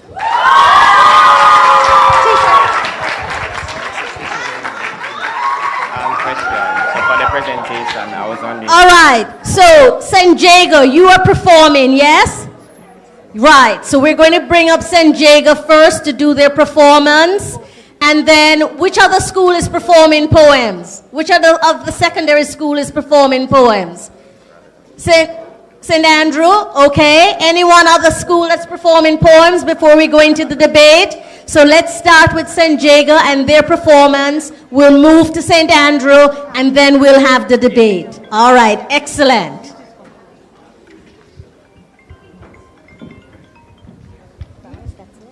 Yes. So all of the students who are presenting. All right, so we're moving into the high school segment now. All of the students who are presenting or participating in the debate, there should be 4 of you, 1 from each school. Can you make your way down, please? If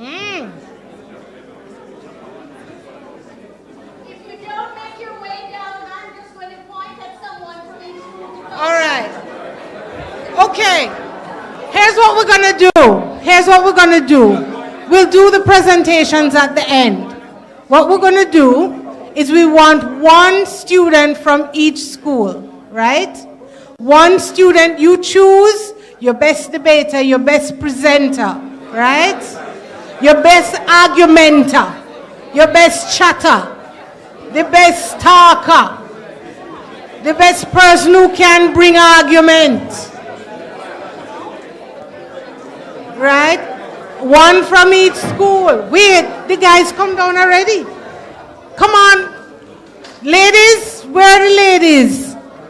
Right? And we're going to pose a moot to you. So we're going to, and each of you are going to come up with an argument to present to us issues around that moot. Okay? Come now. We have Jago up here, yes? Where's Jago? Where's St. Andrew? Andrews, Jago. Come on, guys. You can do this. You can do this. Quick thinking. And we're going to do it as a discussion. Yeah? We're going to have a discussion around Miss Lou. In the interim, those people who have presentations, Radhika, can you stand up, please? Radhika will tell you where to email them so that we can have them so you can make them in a couple of minutes. We're going to pose some questions to you. And I don't see the St. Andrew girl. No, sir. St. Andrew girls don't shy. My sister used to go to St. Andrew, and she's the most unshy human being in the world. St. Andrew girls don't back down. That I know for sure, because my whole family went to St. Andrew. I'm the only one who never got there. Come on, guys. Come on, guys. Quick thinking, smart girls. We are live on TV. We don't have a lot of time. We gotta go. 1 more. All right. So, yeah. So, we're going to have a performance in the interim. Come on. Where's the St. Andrew girl? Where is the St. Andrew girl? Come on, man. Don't itch, don't itch, don't itch. Come. Don't itch, come. You're good to go. You don't need to prepare. I just want you to be able to speak from your heart about some of the issues that are affecting you as young people. Come on, guys. Go in the meantime. Begin? Yes, go. You're up. Here. Good morning, teacher. How is you? My name is Sarah Paul, and this is for me little boy Michael, and me just bring him to school. Him born one rainy day, Massa, it was coming on tonight. Ugly baby grew up pretty for true, for this one was a sight. We call him Mike, Mikey, Jake, Jakey, Jacob, Jack. But him right name is Michael Jacob Alexander Black. Him born the week when Rufus jackfruit tree did start for beer. You know, say at that same month, Obi Pig did dead. But me can't remember the year. But me I beg you, fi take time with him, teacher. For him is a sickly child. You see as you touch him start fi make noise. Some people say him spoil. But me I ask your teacher, don't be rough with him, yeah? Don't be rough with him at all. You see, if you rude and start for rave, just beat another child. And him will frighten and behave. Because enough time when him rude I had and won't hear at all, I say I just beat the bedpost. I beat the bedpost hard. And you want to see Jack a ball.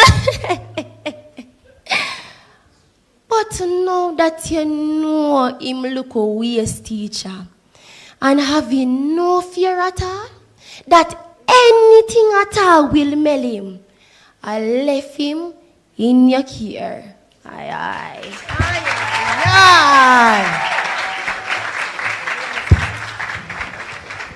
I love that poem, and I think it is one of the, and first of all, I want to applaud this young lady who has done an excellent interpretation of that poem. An excellent interpretation of that poem. You know, in theater and in drama, we have something we call pathos, P-A-T-H-O-S, and certainly that was demonstrated in that poem. Now, which is important, that poem is important on many levels. But it's one of the poems that really show Miss Lou as a social commentator, commenting on the school system, commenting on parenting, and most importantly, commenting on our children. Now, this is a little kid who has just started school. We'd call him a student. Why do you think she titled the poem Scholar? Why is he a scholar? We think of scholars as people in the university, educated, you know. He is just starting school. What do you think Louise Bennett is saying to us by saying this is a scholar? Who wants to just come on and share that, or maybe somebody here? Thank you. Miss Lou had a way to speak into the lives of Jamaican people. So she was speaking over this child's life by declaring that he is going to be a scholar, even before he started school.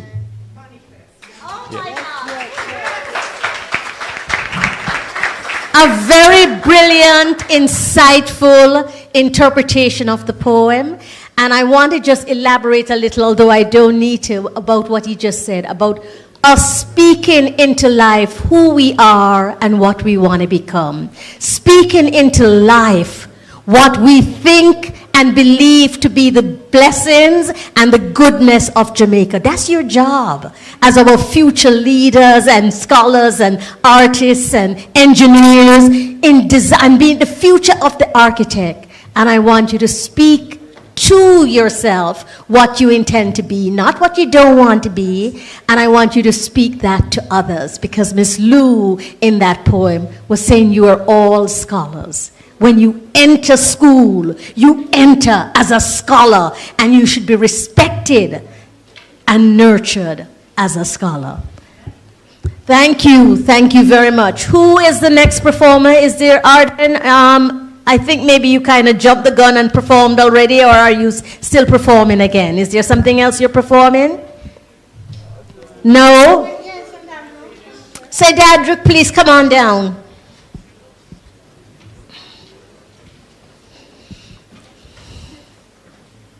I love that hat. My name is Taki Stewart from St. Andrew High School for Girls. Back to Africa, Miss Matty.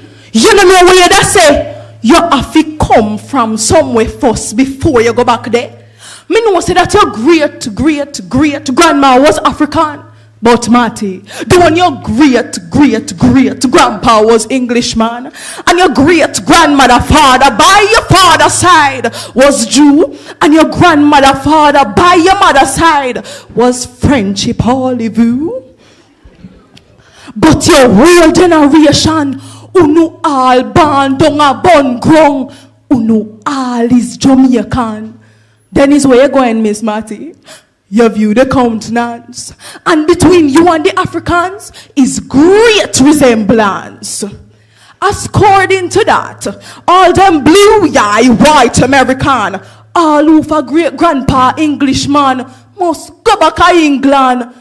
What a devil of a bump and bore, ram pam and palam pam. If the whole world start to go back where them great grandpa come from, me say, if a hard time you run from Matty, yes, you can go over there, but no tell nobody say you go there to seek homeland for a right there so you're there. That was Back to Africa by Louise Bennett-Coverley.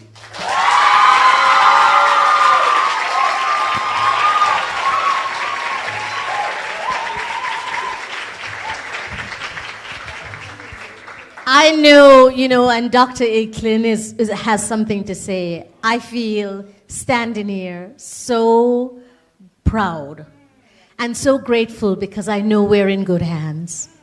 Absolutely in good hands. I look at you, I listen to you, and I am a proud Jamaican.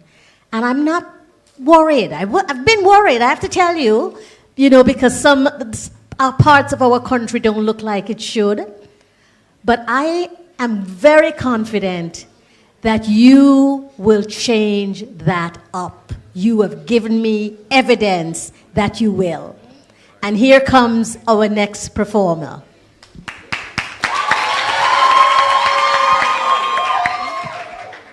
You have to do mic or they won't hear you for the TV. Okay.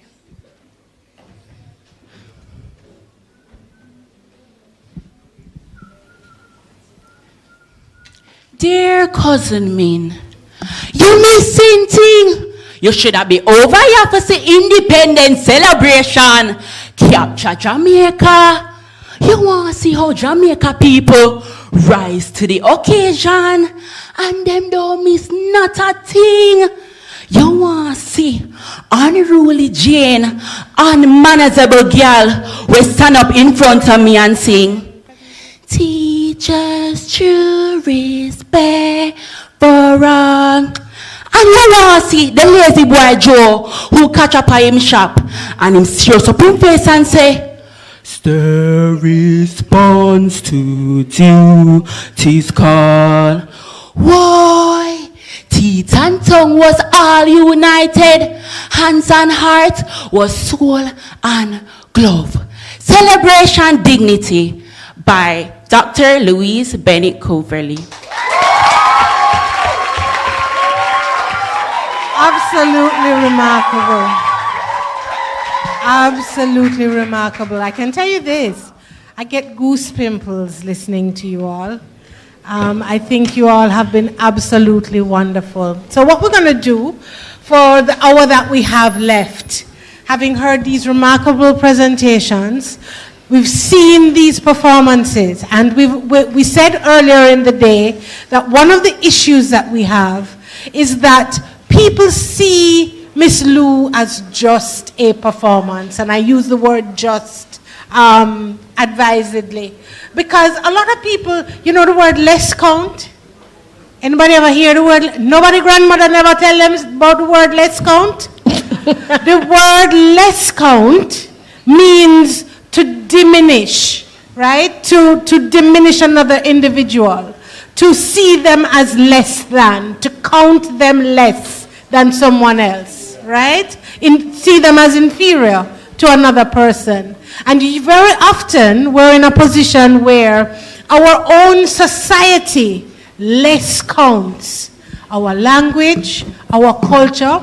I teach cultural and creative industries.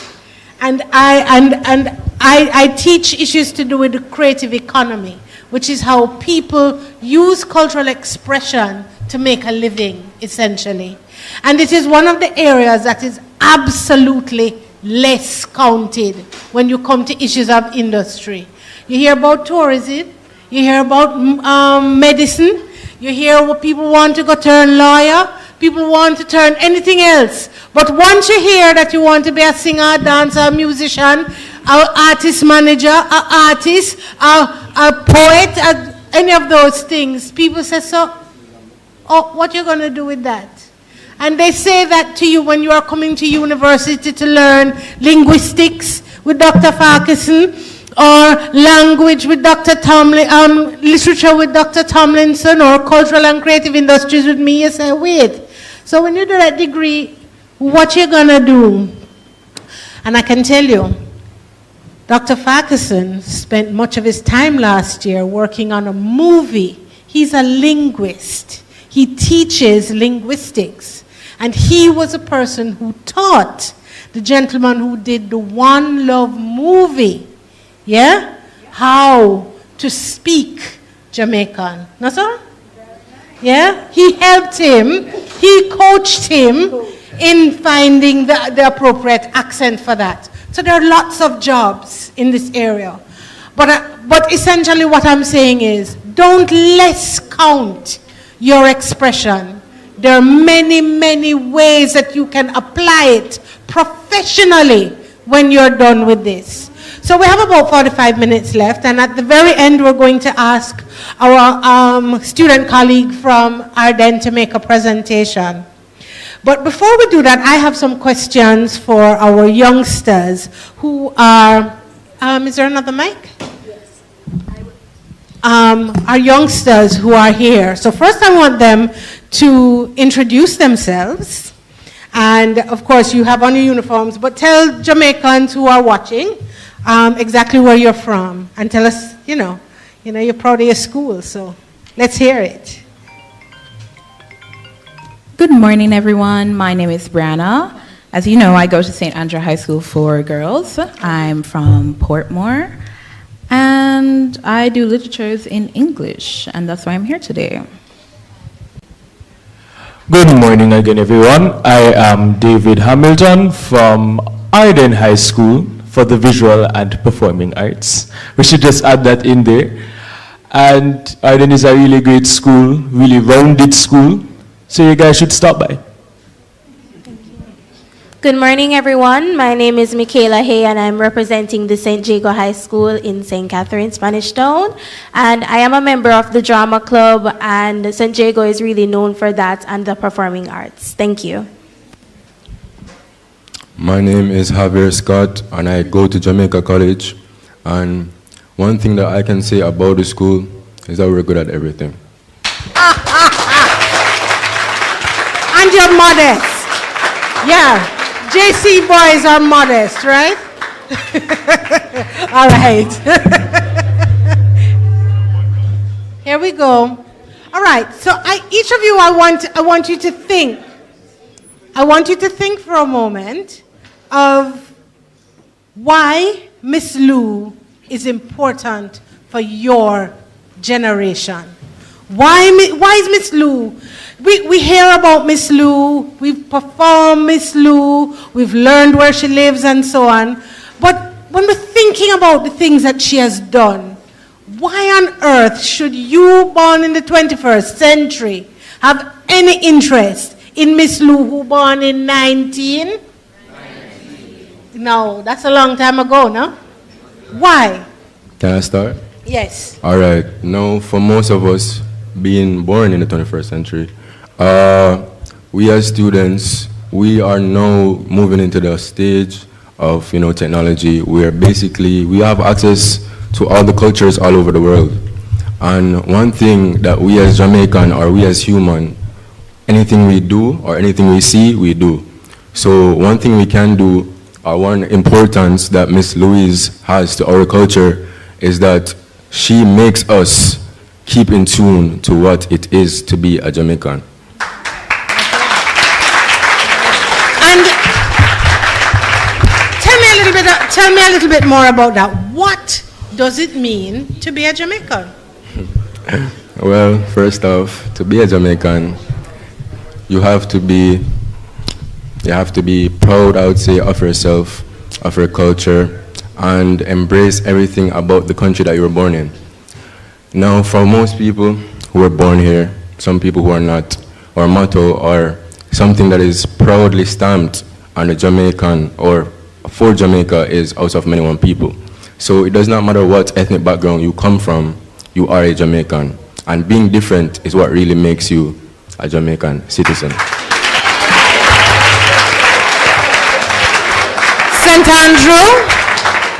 St. Andrew? Well, as a student of history, I believe that it's important for us to know our history. Now, for Miss Lou, she is a cultural icon and one of the pillars of not only Jamaican culture, but Caribbean culture. And for people who are looking to go in that direction, to study the arts, you have to know where did it start, who are the shakers and the movers, not only of the present day, but of the past. And that's why Miss Lou is important. She's a legacy. She is one of the people that started the cultural explosion that happened in Jamaica, and she's one of the people that made us significant on the world stage. Okay.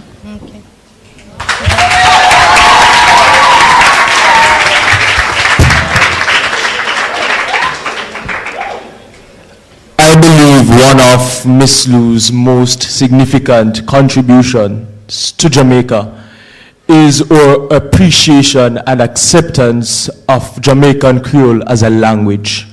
And I don't believe it's something that has been passed on to this generation. I'm not sure where the idea came from that speaking the standardized Jamaican Creole is chat bad. I don't know where that came from, and it is shunning our culture. And it has been passed on through even the school system, where we're taught patois is not a real language, but for those of us who know, patois is human, patois is maturational, patois is instinctive, and hence it is a language. So we should appreciate that more. And I believe Miss Lou serves as that connector between the past, now, and the future as to how we can use patois, the patois that we don't know, as you said, let's count, those phrases that we're not as familiar with, to pass that on to the future generations to ensure that our language doesn't die out. Okay.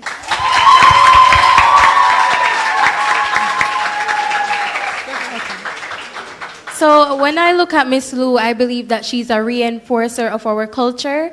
For us in the 21st century, we are so familiar with technology and we're so used to being online and stuff. And I believe that Miss Lou reminds us of our culture. She reminds us of our roots, where we came from, with her language, her way of words, her different dynamics. And I believe that as a student, as a young person in the 21st century, we should try our best to look more into our roots, connect with our roots, discover where they came from, and learn more about it. Thank you. All right, I have one more question for the panel, and then we can probably ask a couple of people if they have comments on from within the audience. All right, do you all know what decolonization is? Yes, so let me help you, because I want you to be able to think about it and to respond. Decolonization is a process of moving away from colonialism. right? So we were colonial, we were a colony of Britain, and up to 1962, where we got our independence. And so that was a part of our decolonization movement, yeah? And we continue still to go through processes that move us away from the mindset of colonization. Now, whenever I raise these issues in my class with students, some of whom are around your age, they said, this don't have nothing to do with me. This have to do with people long time who born in the 1960s and 70s, and it don't have a thing to do with anything to do with us when we're playing the video game and we're doing little things. So I want us to think about Miss Lou's role, yeah, in our process of decolonization. So I want us to think of decolonization not as something that ended in 1962 when we moved from being a colony of Britain and became an independent nation, but as something that continues, and we're still in the middle of it. So you now, as young people, are in a new phase of decolonization, right? And Miss Lou can be a catalyst for that. What does that decolonization process look like for you in the 21st century in trying to create the Jamaica that you want, thinking of some of the things that Miss Lou would have written about? Is that a hard question? Necessarily. No? All right. Who going first? I can go first. Nobody going first? I'll go. Go.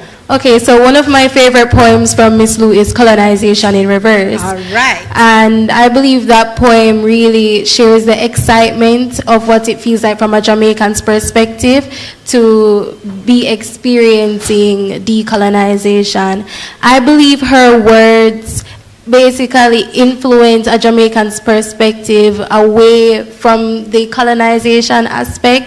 She helps us to become our own person, our own individual, instead of being shaped around what our colonizers wanted us to be.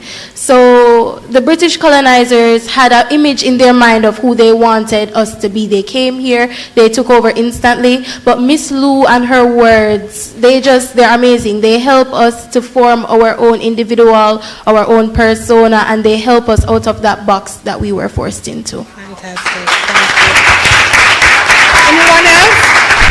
What does decolonization look like for you, St. Andrew? For me, I think decolonization can be most seen in our school system and our education system, especially with the way the language, patois, is dealt with and treated. Now, I'm not sure for everyone, but how many people have felt like, because I speak patois, my thoughts and opinions don't matter, or I can't measure up to what my colleagues are saying in class? Anyone? Now, luckily enough, I go to a school where you have many educated and understanding professors who now create an environment to facilitate speakers, people who speak in patois, to express themselves and not feel undermined by the system. And they allow them to not only learn the language of English, but don't shame them for having patois as their first language. And in the media as well, we're seeing now that it's being spoken on national broadcast programs such as the TVJ. We see programs that the IT and Fancy Cat show, anybody knows it? Yeah. That's a Jamaican show, and you heard patois through and through, and no one felt ashamed. These are famous cultural icons. So Louise Bennett was the start of this, was the start of us embracing patois. And I'm glad that she's being studied, and she needs to continue to be studied, and her impact as well.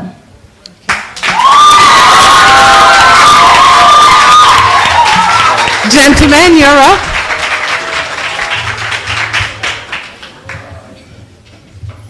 In order for us to fully decolonize, I believe Marcus Garvey said it best when he said, a people without a history of their Without knowledge of their history. A people without a knowledge of their history is like a tree without roots.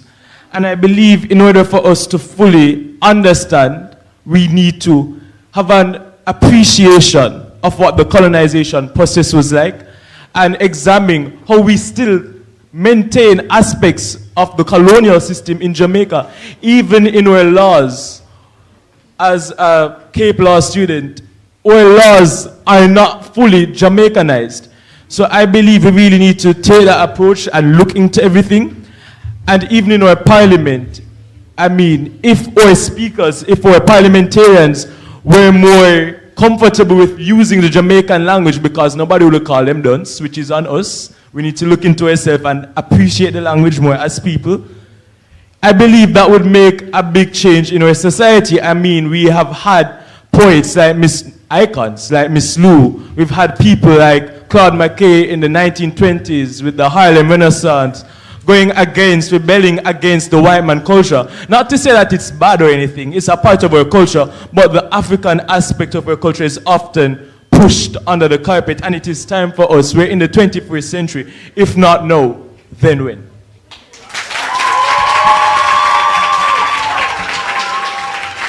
Our colleague from JC. No, for me, or my opinion, one step we as the 21st century people can do to move towards or away from colonization is we could first off detach ourselves from our colonizers, the British. And for one, I would suggest, living our truth. And as she said, there's a linguist over there who also inspired the movie One Love, which basically made people from other cultures interested in what's happening in Jamaica. And I think having a linguist in every single school would make everybody come together and make the culture be more appreciated.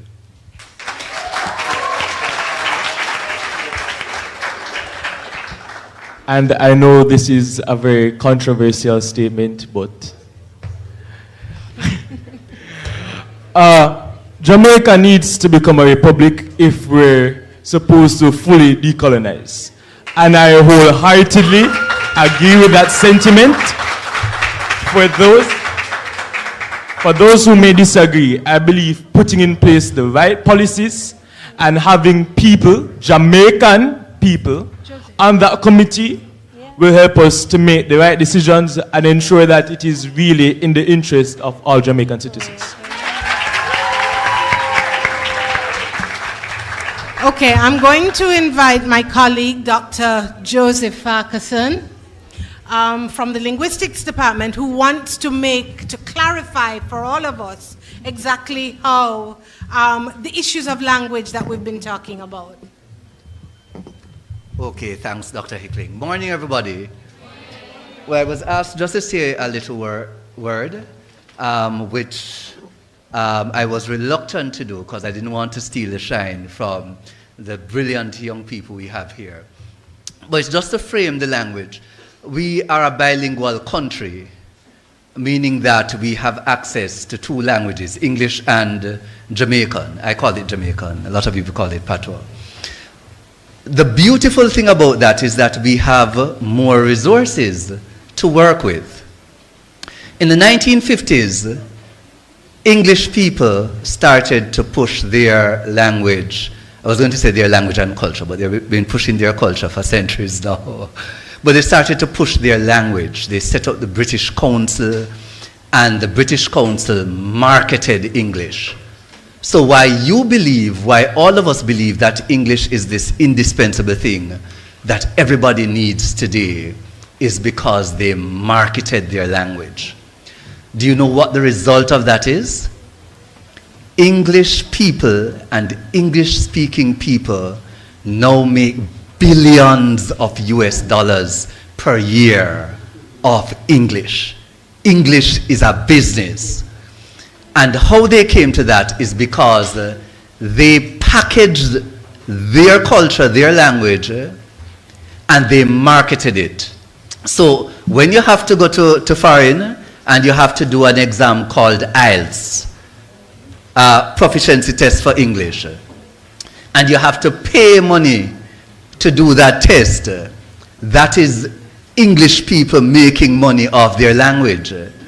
Because you need the books to prepare for it, you need people to set the exams, you need people to manage the whole exam process, to mark the exams. Now, some of the tests are being done online. You need people to make the software, to manage all of that. It's big business. My question is, so why can't my language be big business too? And once we get into that frame of mind, it means that creates opportunities for many of you here to become the marketers of the language, to become the people who create the dictionaries, the textbooks, who set the tests, who help to mark the tests, develop the software, etc. There are lots of people around the world who want to learn Jamaican, and they're doing that on their own practically. People set up internet forum, WhatsApp groups, Telegram groups, etc. to learn the language. What they don't have is a critical mass of Jamaicans who are convinced that their language is good enough, is marketable enough, so that they can sell that to the rest of the world. That means we are missing out. So many of the things out there for marketing our own language are done by outsiders. So what we want is that the people who were educated at Arden, who were educated at Jago, at JC, at Tivoli, at Cornwall, at wherever you're educated, that we step into positions to ensure that we will be the ones to benefit from our language. So I just want you to bear that in mind as we think about Miss Lou. Miss Lou kind of held it for us, defended us, so that we can now take that opportunity and earn, that's the word, and earn from the thing that we created. Thank you. Thank you. So I just want to add to that. It was really important for me that you heard that about that English or any other language, there is money in it, and many people love Jamaica, and so we need to monetize our language and our culture. Because when people come here, they don't necessarily want what they left. They came here for the specificity of Jamaica, and our language is part of that. Also, to add to what Dr. Ferguson said, is that, you know, their countries, Nelson Mandela set the precedence in South Africa. How many national languages are there in South Africa? Anybody remembers or knows? Right? The 11, I think, national languages, because he wanted to be inclusive, and he understands that we are multilingual. So there's no reason to keep Jamaica from having the Jamaican language and the English, so that we're proficient in both. And actually we should be proficient with all of our Caribbean people. We have Cuba right there, so we should be speaking Spanish. And you know, there's Puerto Rico, there is Haiti, who liberated us in the New World as the first, so we should be speaking French. There is Papiamento and Dutch.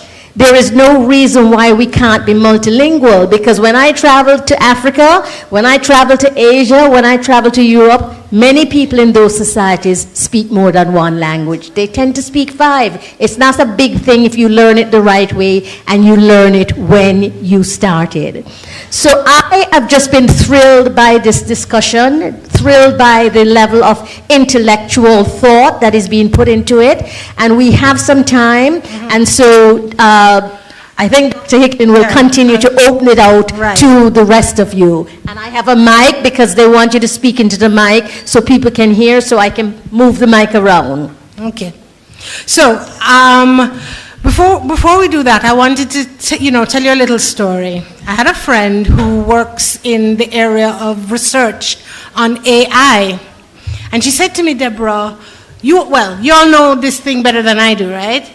That AI is driven by data, right? You have to create data in order for the AI to generate the elements in order to feed them back to you, right? Am I right? At saying it right? Yes. Okay, all right. So every pronunciation, every Jamaican word, every Jamaican voice, every Jamaican cadence is potential data for AI. Want to know that? Yeah. So there you have a way of using your culture. So you have ways in AI for people to replicate, to do voiceovers, to create films, and so on. Everything is being generated out. Most things are being generated out of AI now. But this issue of creating data sets and collecting data sets, your voices, just the ways in which, you present particular pieces of information. They are some of the ways that you can create career paths to using our culture. Yeah? All right. So I have one last question for the panel, but before we go to the panel, I want from the audience to share with us. We have about 5 more minutes. The audience to share with us, Miss Lou, for your generation, who cares and why? Who cares? What's the point? Why bother? Who is she? Why should we go there and why? Oh, well, I believe that Miss Lou was a person that had a voice, and she spoke for others who did not feel like they could speak for themselves. So she helped to vocalize that person's felt, and due to them being related to what she's saying, they enjoyed what she spoke about. And also it's the same with Bob Marley, because he made songs that persons could relate to, like Redemption Song, Emancipate Yourself from Mental Slavery, None but ourselves can free our mind. Indeed. Anybody else? I want at least one other person from each school, right? Why bother with Miss Lou going beyond, further into the 21st century? Who's next? Who's next? Pass the mic up quickly, please. Pass the mic up quickly. Oh. Yes, so the reason why I say why we should go and bother with Miss Lou in the 21st century is because she, along with many others, revolutionized our culture and our language by using her voice, her personality, and her different attributes. And not only that, but she also, how should I say, projected her culture to those on the outside, like other countries other than Jamaica. So because of her, we have worldwide recognition. And also, she has shaped a face of identity for us to look back and go off on. Okay, there's someone behind you from St. Andrew.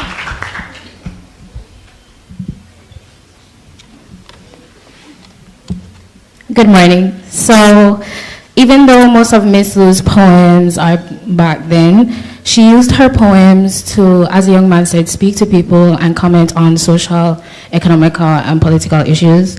And her poems are very useful in contemporary society. For example, Back to Africa, we could interpret it in a way as even us as seniors, when we're thinking about college or when anybody wants to speak to us about college, it's always go to America, go abroad. But in Back to Africa, Miss Lou kind of mocks it to say that we don't know much about our culture. We don't know the many programs Jamaica offers. We don't know that there are many different career paths that can help us to have a great standard of living. And so because of this whole American dream, and yes, because I like to think that mentally we're kind of colonized by the Americans because we want to adapt every single thing that they have. So we want to go to America, go back to America instead of back to Africa. And we just have this whole migration and brain drain idea in our head instead of preserving our culture and just living here and building it back up. We complain that Jamaica is this and that, but we're not doing anything about it. So Miss Lou's poem, no, it calls us to reflect and to think, and even though it's probably old, it's not outdated, and it still speaks to contemporary issues. I'm going to pick up where she left off. She says, we complain about the things that are happening to us in our lives. We hear our parents complaining about the things that are happening in their lives, but what are we doing about it?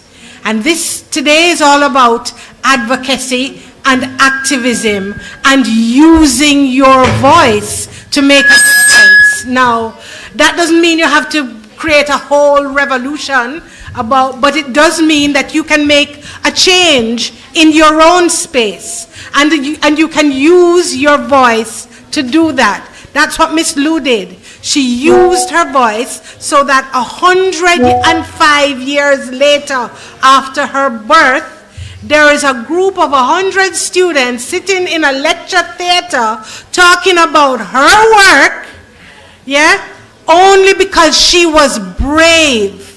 She was confident, yeah? She left cowardice behind, and all she did, and I take away the all, and what she did is she used her voice.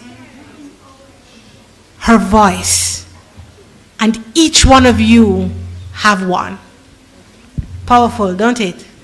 Final question. Dance hall. Hey, I'm going there. Jamaican dance hall. Rhythmic. Make you want to move. Yeah? Lyrics. Provocative. In the same way that some of Miss Lou's lyrics were provocative. You know that people were clutching their pearls over Miss Lou's lyrics? How could she say that? How could she bring this up in public? Yeah. Same way in dancehall. No, people are like, oh my God, did they just go there? Okay, dancehall. Miss Lou. Was Miss Lou the first dance hall proponent? Yes or no? And is there a comparison? Oh, you can send down the mic, please.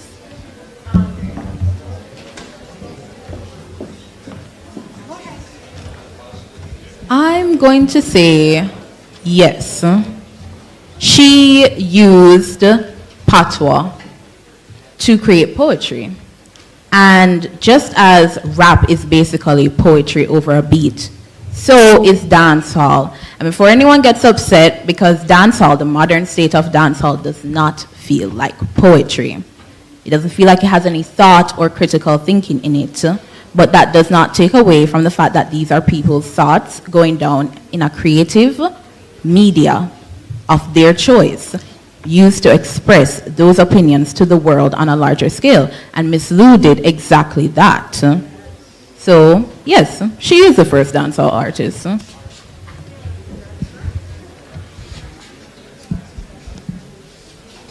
Okay, they've asked me to repeat the question.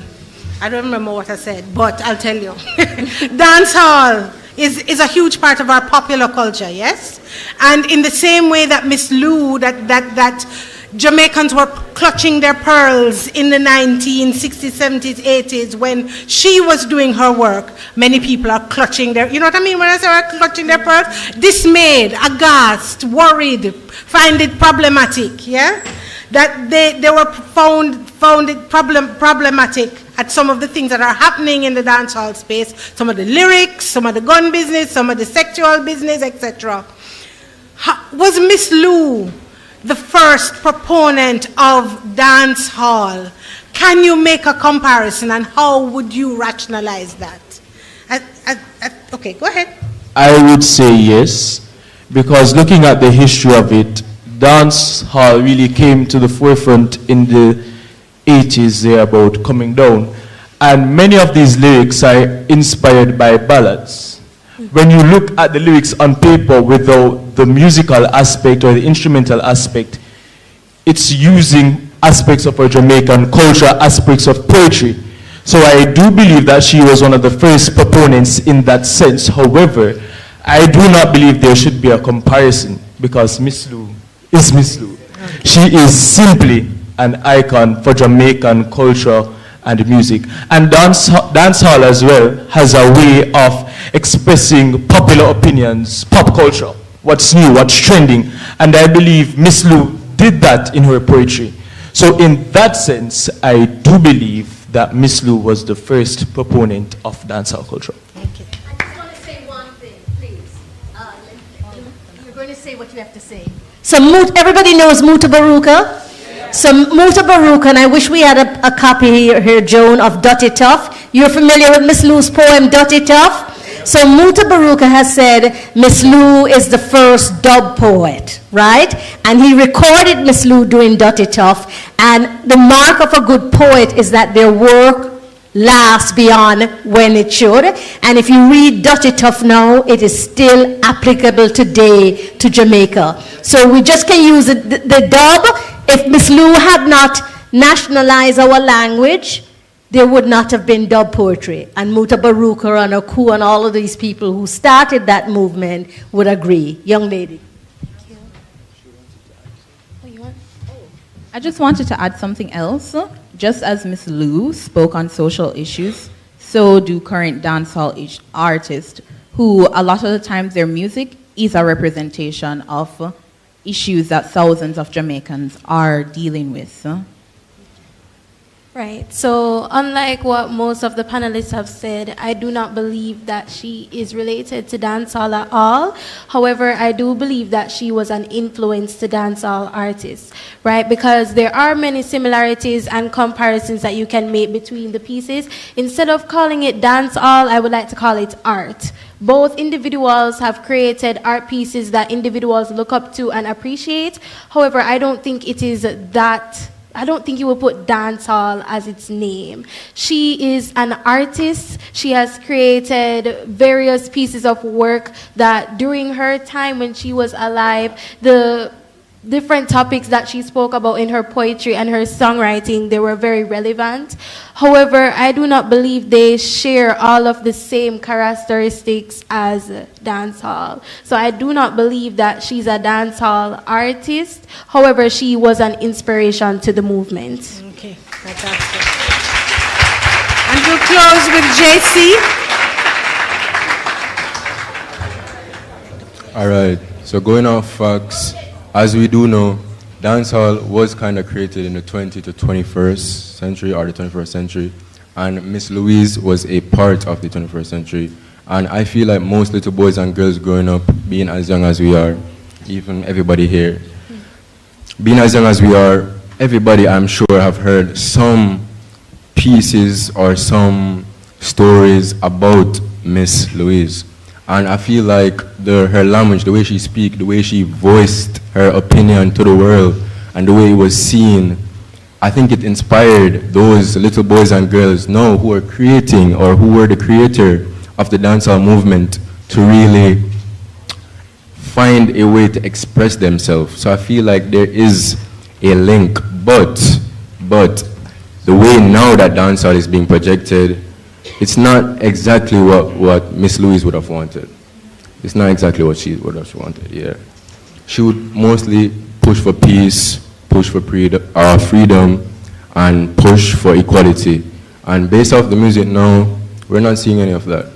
So the link is there, but I don't think that I don't think she has nothing to do with dancehall specifically. Okay, wonderful. I must tell you, my heart full. I am very proud of you, young people. You are wonderful thinkers. You think on your feet. You are clear. You produce ideas that are important, and you are good representatives of your generation. We're happy to have you. So here's what we're going to do as we move towards the end. We're going to have one more performance as we ask our colleague from Ardennes to set himself up for his presentation. Who's making the presentation? Come down, please. You can come and set yourself up. We have one performance. It's Stacy. Stacy was supposed to... Okay. You can set yourself up for the presentation. We're going to end with the presentation. But here's what I want us to do. I want everybody to stand up.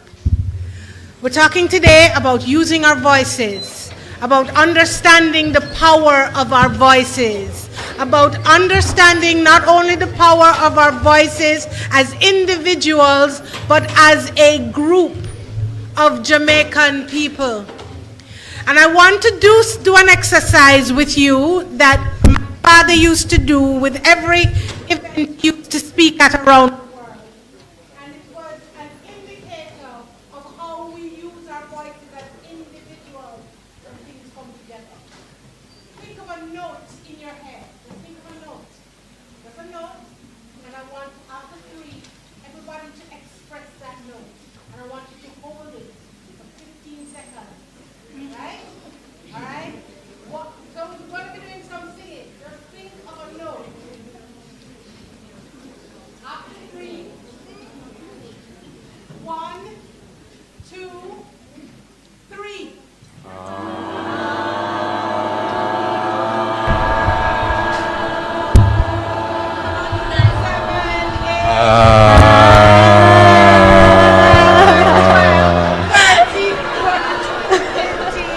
All right. The purpose of that exercise, thank you very much. The purpose of that exercise is to show that everybody starts with an individual note. But what happens at the end is that everybody ends pretty much on the same note. And that's what is important as we go forward. Each individual has a voice. Let's use it and use it together in order to make a difference for our lives as Jamaican people. Yeah? Thank you, young people. We're going to ask our student performance to our students from Arden who have prepared a presentation for us to close off this segment.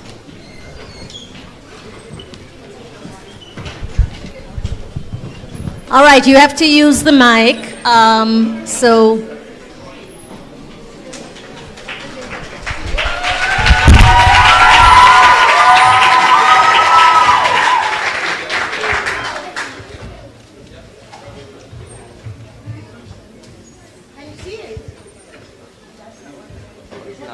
Not this one.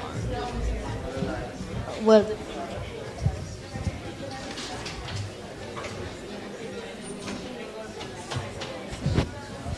I don't know if you'll be able to see it clearly because of the lighting that we need for the projection, but we'll do the best we can and they'll do the best they can.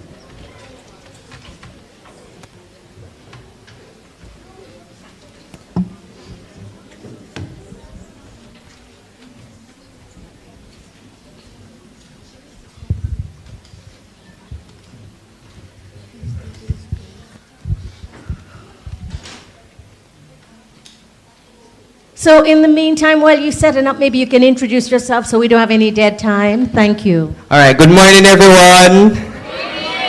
All right, so introducing myself once again.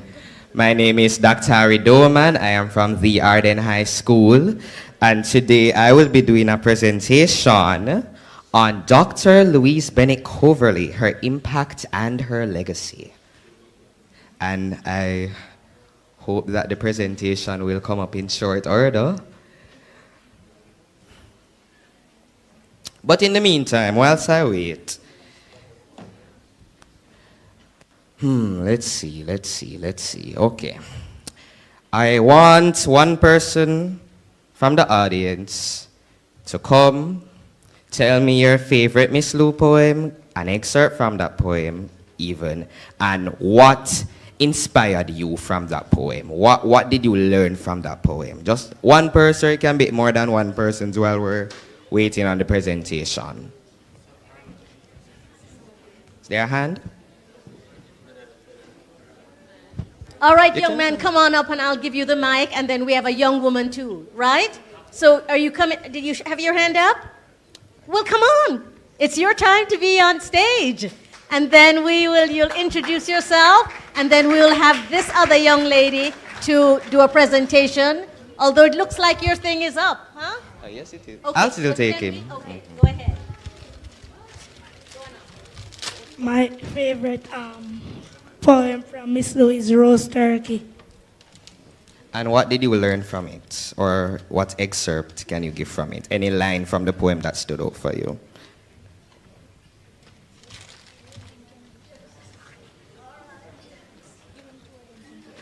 Anything?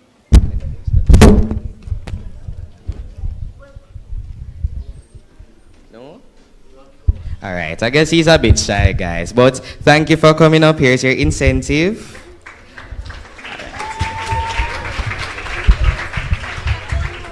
One more? All right, just one more person, one more. And then we'll get into the presentation. My name is Akilia Cousins, and my favorite poem is Uriah Preach. Why do you like that poem?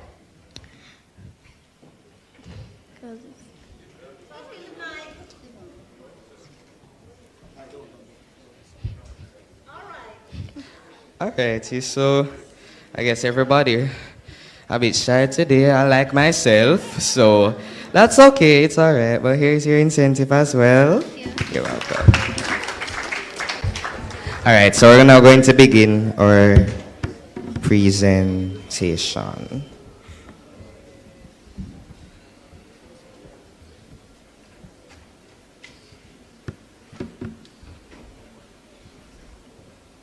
Alright, so there was supposed to be an audio here, but it's not. So we'll just sing along. So everybody knows long time, girl, me never see you. Yeah.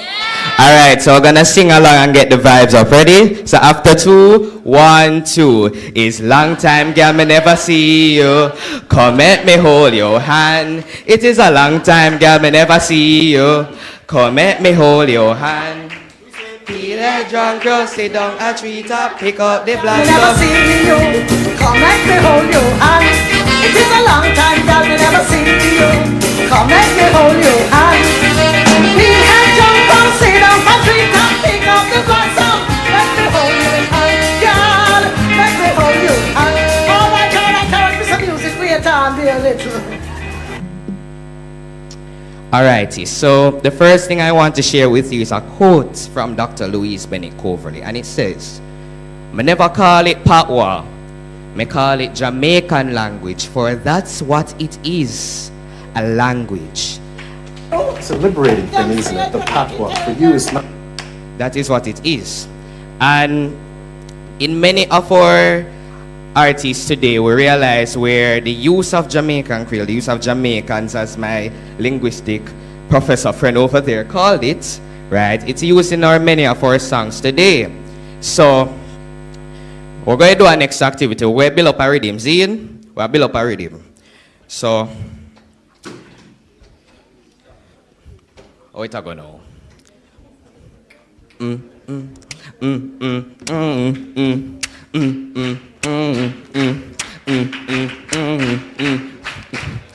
I know a little girl, her name is Mexi.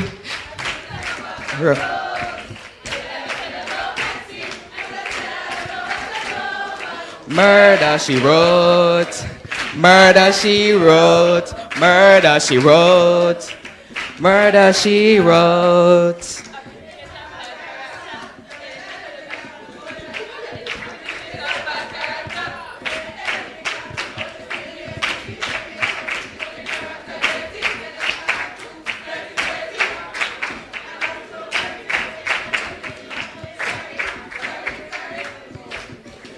Alrighty. Alright, big up to Andrews for completing the rest of the song. Right. So, we realize where Jamaican Creole is used in our everyday language, in our music, in our art forms, in our various art forms, our drama, or poetry, the expressionism of us as a people, we realize where Creole is used. And now we'll go to a multimedia artifact where she spoke about the language. It's not just words. For you, it's a language. Definitely a language, my dear. For me, and it's something that I respect greatly. So, the language for her, it was something that she respected.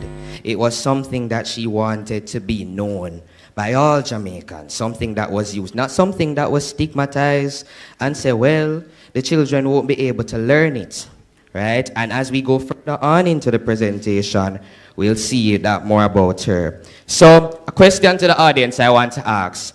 Who knows a specific date as to when Miss Lou was born? Alright, you know what, because since considering everyone knows it, just shout it out, guys. So she was born on September 7, 1919, right? And died when? And died at 2006. All right, so she died in 2006, July 6, 2006. Right, so about Miss Lou, about her birth and early life. So we see where she was born September 7, 1919 in Kingston, Jamaica on North Street. And we know for a fact that her mother was a seamstress and her father was a baker, right? And for education, my lovely performer from St. Jago, she spoke about the fact that Miss Lou went to Ebenezer, right? And we also have information about the fact that she went to St. Simon's College, Excelsior College, and the Royal Academy of Dance Art, otherwise known as RADA. Dramatic Art, my apologies, right. So her formal training in theater equipped her essentially with the skills needed to express her cultural identity through performance, poetry, and education. Right? So many of her programs, when she had Ring Ding, when she did Laugh with Louise, many of her programs rather would have prepared her for that moment. We then talk about her career and legacy. Now, Miss Lou, as was stated earlier by Auntie here, she had a radio program with the BBC, the British Broadcasting Corporation. And we also know that she worked at the Jamaica Social Welfare Commission, as she was, and still is, if she was here, she would have still been an advocate for society because she's a social advocate, right?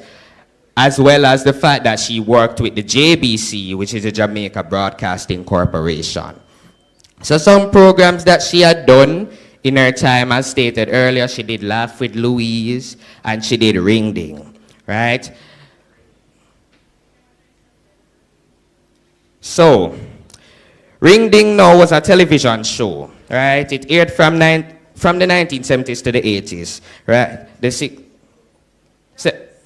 60s to the 80s, right? And it aimed at educating and entertaining children, right? And the show, in essence, it was unique in how it taught Jamaican folklore, how it taught proverbs, and how it taught music to a new generation. And this was always aired on the JBC, and it ensured that children who were, whether they wanted to be urban Jamaica or rural Jamaica, from the east, west, north, south, central Jamaica, they were able to tune in to Ring Ding and learn what Miss Lou wanted to express to us, the new generation, right? So we continue on. So now we talk about her impact. What exactly did Miss Lou delve into, right? So first of all, she was a cultural and linguistic advocate, right? One of Miss Lou's primary achievements was her relentless advocacy for the recognition of Jamaican Creole as a legitimate language. And in her documentary called Miss Lou Then and Now, right, we see where when she was speaking with the interviewer, from the first slide, we saw where she said, it is a language, it must be respected as such, and it is important that this information that we are being taught, we pass it on to our children or our grandchildren so that they can keep the legacy that she would have started, so that they can keep it alive and well in Jamaica. We then talk about the fact that she was an advocate for education and for national pride. Now, beyond her poems, Miss Lou serves as an educator on Jamaican culture, and which we looked at the fact where how she was on Ring Ding, she had exposed the children to the folk songs, the proverbs, the Anansi stories, thereby preserving oral traditions, right? So there was a poem she did. One of the schools here mentioned it, Colonization in Reverse, right? Where she spoke about the fact that it captures the migration of Jamaicans to England in the 50s. Everybody know Windrush, right? Windrush, right? So remember when Windrush, when Jamaicans were traveling to England, because the grass looked green up on the other side, and they did all of these developments, and what happened? They were not acknowledged for their development, right? And as such, she had suggested that Jamaicans were now colonizing the mother country, right? Because we did not appreciate what was in our own country. We did not have that national pride to embrace what we were at the time and what we could have even brought it to, right? So she was an advocate for education as well as an advocate for national pride. And then she had an influence on dub poetry and music. So even though Miss Lou didn't necessarily identify as a dub poet per se, her blend of the humor, the rhythm that she had, and the Creole in the performance laid the foundation for artists like what Auntie had said, Muta Baruka, Linton Kwesi Johnson, and Yasu Safari. As a matter of fact, I believe here in the presentation there's an excerpt where we delve into her dub poetry side with Dotty Tough. So now we'd head to another multimedia artifact.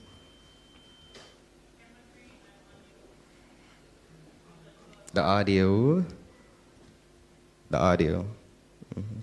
People in Jamaica thought it was the wrong thing to do, didn't they? Not all the people. No, but the people who were teaching it. The educators. They thought, well, this person is going to corrupt the young. They will never be able to talk proper. Continue now to the themes that she had explored. How important is it for you? You talk about a people having a culture, an identity. Very, very important. I feel that you must know from whence you came, you know, because there was this lack of respect. There was this thing of disparaging anything that was came out of the slavery days, and that there are some people who don't even like to hear the word slavery.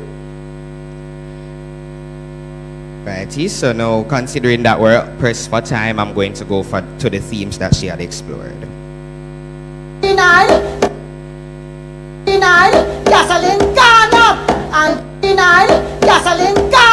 Alright, so the theme she explored. So we talk about the class and social identity, and in Noliko Twang, Miss Lou critiques the desire to assimilate the British standards of politeness and proper English as a form of social mobility.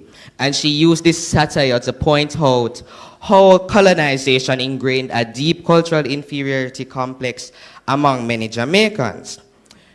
We also talk about the fact that she had preserved Jamaican folklore, right? So through her works, Miss Lou preserved and reimagined traditional Jamaican folk tales, characters, and stories, and her storytelling emphasized the moral lessons embedded in the folklore. And she was particularly known as well for her use of Anansi stories, a cultural symbol of cleverness and resilience to both entertain as well as teach the younger generations. So I'm going to go back to the artifact that I had before. Gasoline gone up and the dollar devalued. Pot of wine, but things not right. People not enough. River flood, and rain a fall, but water scarce. And dirty tough. Dirty tough. Dirty tough. Guys, that have a little buzz to it. So although she never identified as a dub poet, we see so she did have the style, she did have the rhythm, right? And Dirty Tough, her poem, really showed what Jamaica was like back in those days. It showed the simpler Jamaica, I would like to call it. A Jamaica that Even though they had their problems with mackerel gone up and the pound had devaluated and everything, it showed a Jamaica that was more together than ever, right? It showed a Jamaica where we were our brothers and sisters keeper. It showed a Jamaica where we were loving as a society. And when I compare it with the Jamaica of now, I look back and I say, I wonder what Miss Lou would have said to it right now. I really do. Because to see where we have went from the 50s come up into the 21st century, it has really been a journey. And Miss Lou, I think Miss Lou would want to tell each and every one of us that we need to still be our brothers and sisters keeper. And I think that she would also say to us that, I know every kid teeth laugh, you know? So, more well, you have to take bad thing, make jokes sometime too. But when a time for seriousness, when a time for get ready and unite together as one, it is time for us to unite. So the next part I'm going to go to is Jamaica Labrish and beyond. So Jamaica Labrish 1966 is one of Miss Lou's significant literary works where she elevated everyday Jamaican speech into art. And in this collection, she takes the colloquial labrish of the people, that's the chatter or the gossip of the people, and turns it into often satirical commentary on society. So I want to show you just one last artifact on what she did with the labrish when she was writing her first poem. Another one. A lot of the poems you talk about poverty. You talk about not having enough. Yeah, you see. And the first one I wrote was on the tram car. We call it country tram, but it's market people taking the food down to feed the town. And they were relegated to the last 4 benches because, you know, there are baskets and bags and things, so they don't mind that. But they never liked to see anybody who could sit up front coming to sit there. I was not quite 14. I just decided to go in the back benches. When I walked in, one woman said to the other one, "Spread out yourself." And she just took her paper, you know, "Spread out yourself, one dress woman I come." You know? I said, my gosh, see, this is the language I should be writing in. I wrote the first set of verses. "Spread out yourself, Eliza. One dress woman I look like, said, she said the list pay size that we and want to poke herself in there. Spread out, girl, should I come? No man has space in your attack. We make your fools, Eliza. Spread out yourself now, girl, you know." And anyhow, I went to school and tried it out with my school friends, and they said, "Louise, man, write another one. It's so..." So we saw here where Miss Lou took the lives of the people, what she had experienced, and weaved that into her expressionism, into her cultural works, into her poems. So the last thing I want to leave with you in conclusion, really, is this. Miss Lou has transformed how we as Jamaicans view ourselves. She has changed how we view our language, and she left behind a cultural legacy that forever elevated Jamaican Creole from just a spoken dialect to a language, and embraced it in her literature, in theater, and in her academic works. And through her work, Miss Lou showed that our everyday speech, in essence, carries the depth of our history, the richness of our culture, and the spirit of our people. And her legacy challenges us, the collective us, as Gen Z, as Gen Alpha, and the Gen Beta, we're coming further on, and the rest of generations after that. It challenges us to celebrate what she has done, but also to build upon the culture that she has brought up. And it is our duty as citizens of this great country. And I focus on how I use the word great, this great country, because I know many of us don't think it's a great country, but it is. And it is our duty to preserve, to promote, and to respect the Jamaican culture, and to ensure that our language, our stories, and our traditions continue to thrive. And I firmly believe that we must carry forward Miss Lou's work by continuing to study her contributions to society and expanding on them so that her voice and the voice of Jamaicans remains powerful for generations to come. So let us take up that mantle, ensuring that her impact is not just remembered, but lived by each and every one of us.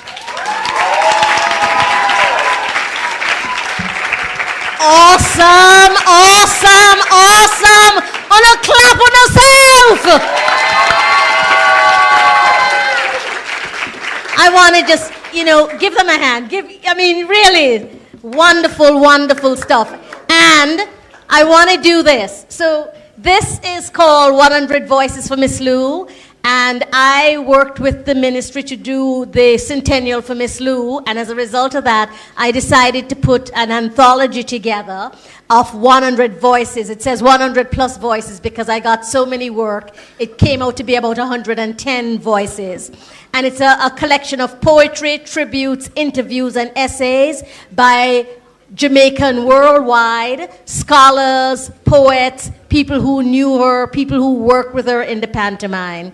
And I want to gift this copy to you and for the awesome presentation that you and your fellow student has done. So this is 100 Voices for Miss Lou. It's published by the University of the West Indies Press, so it's available.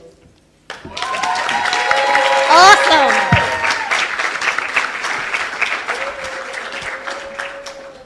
Me glad bag boss.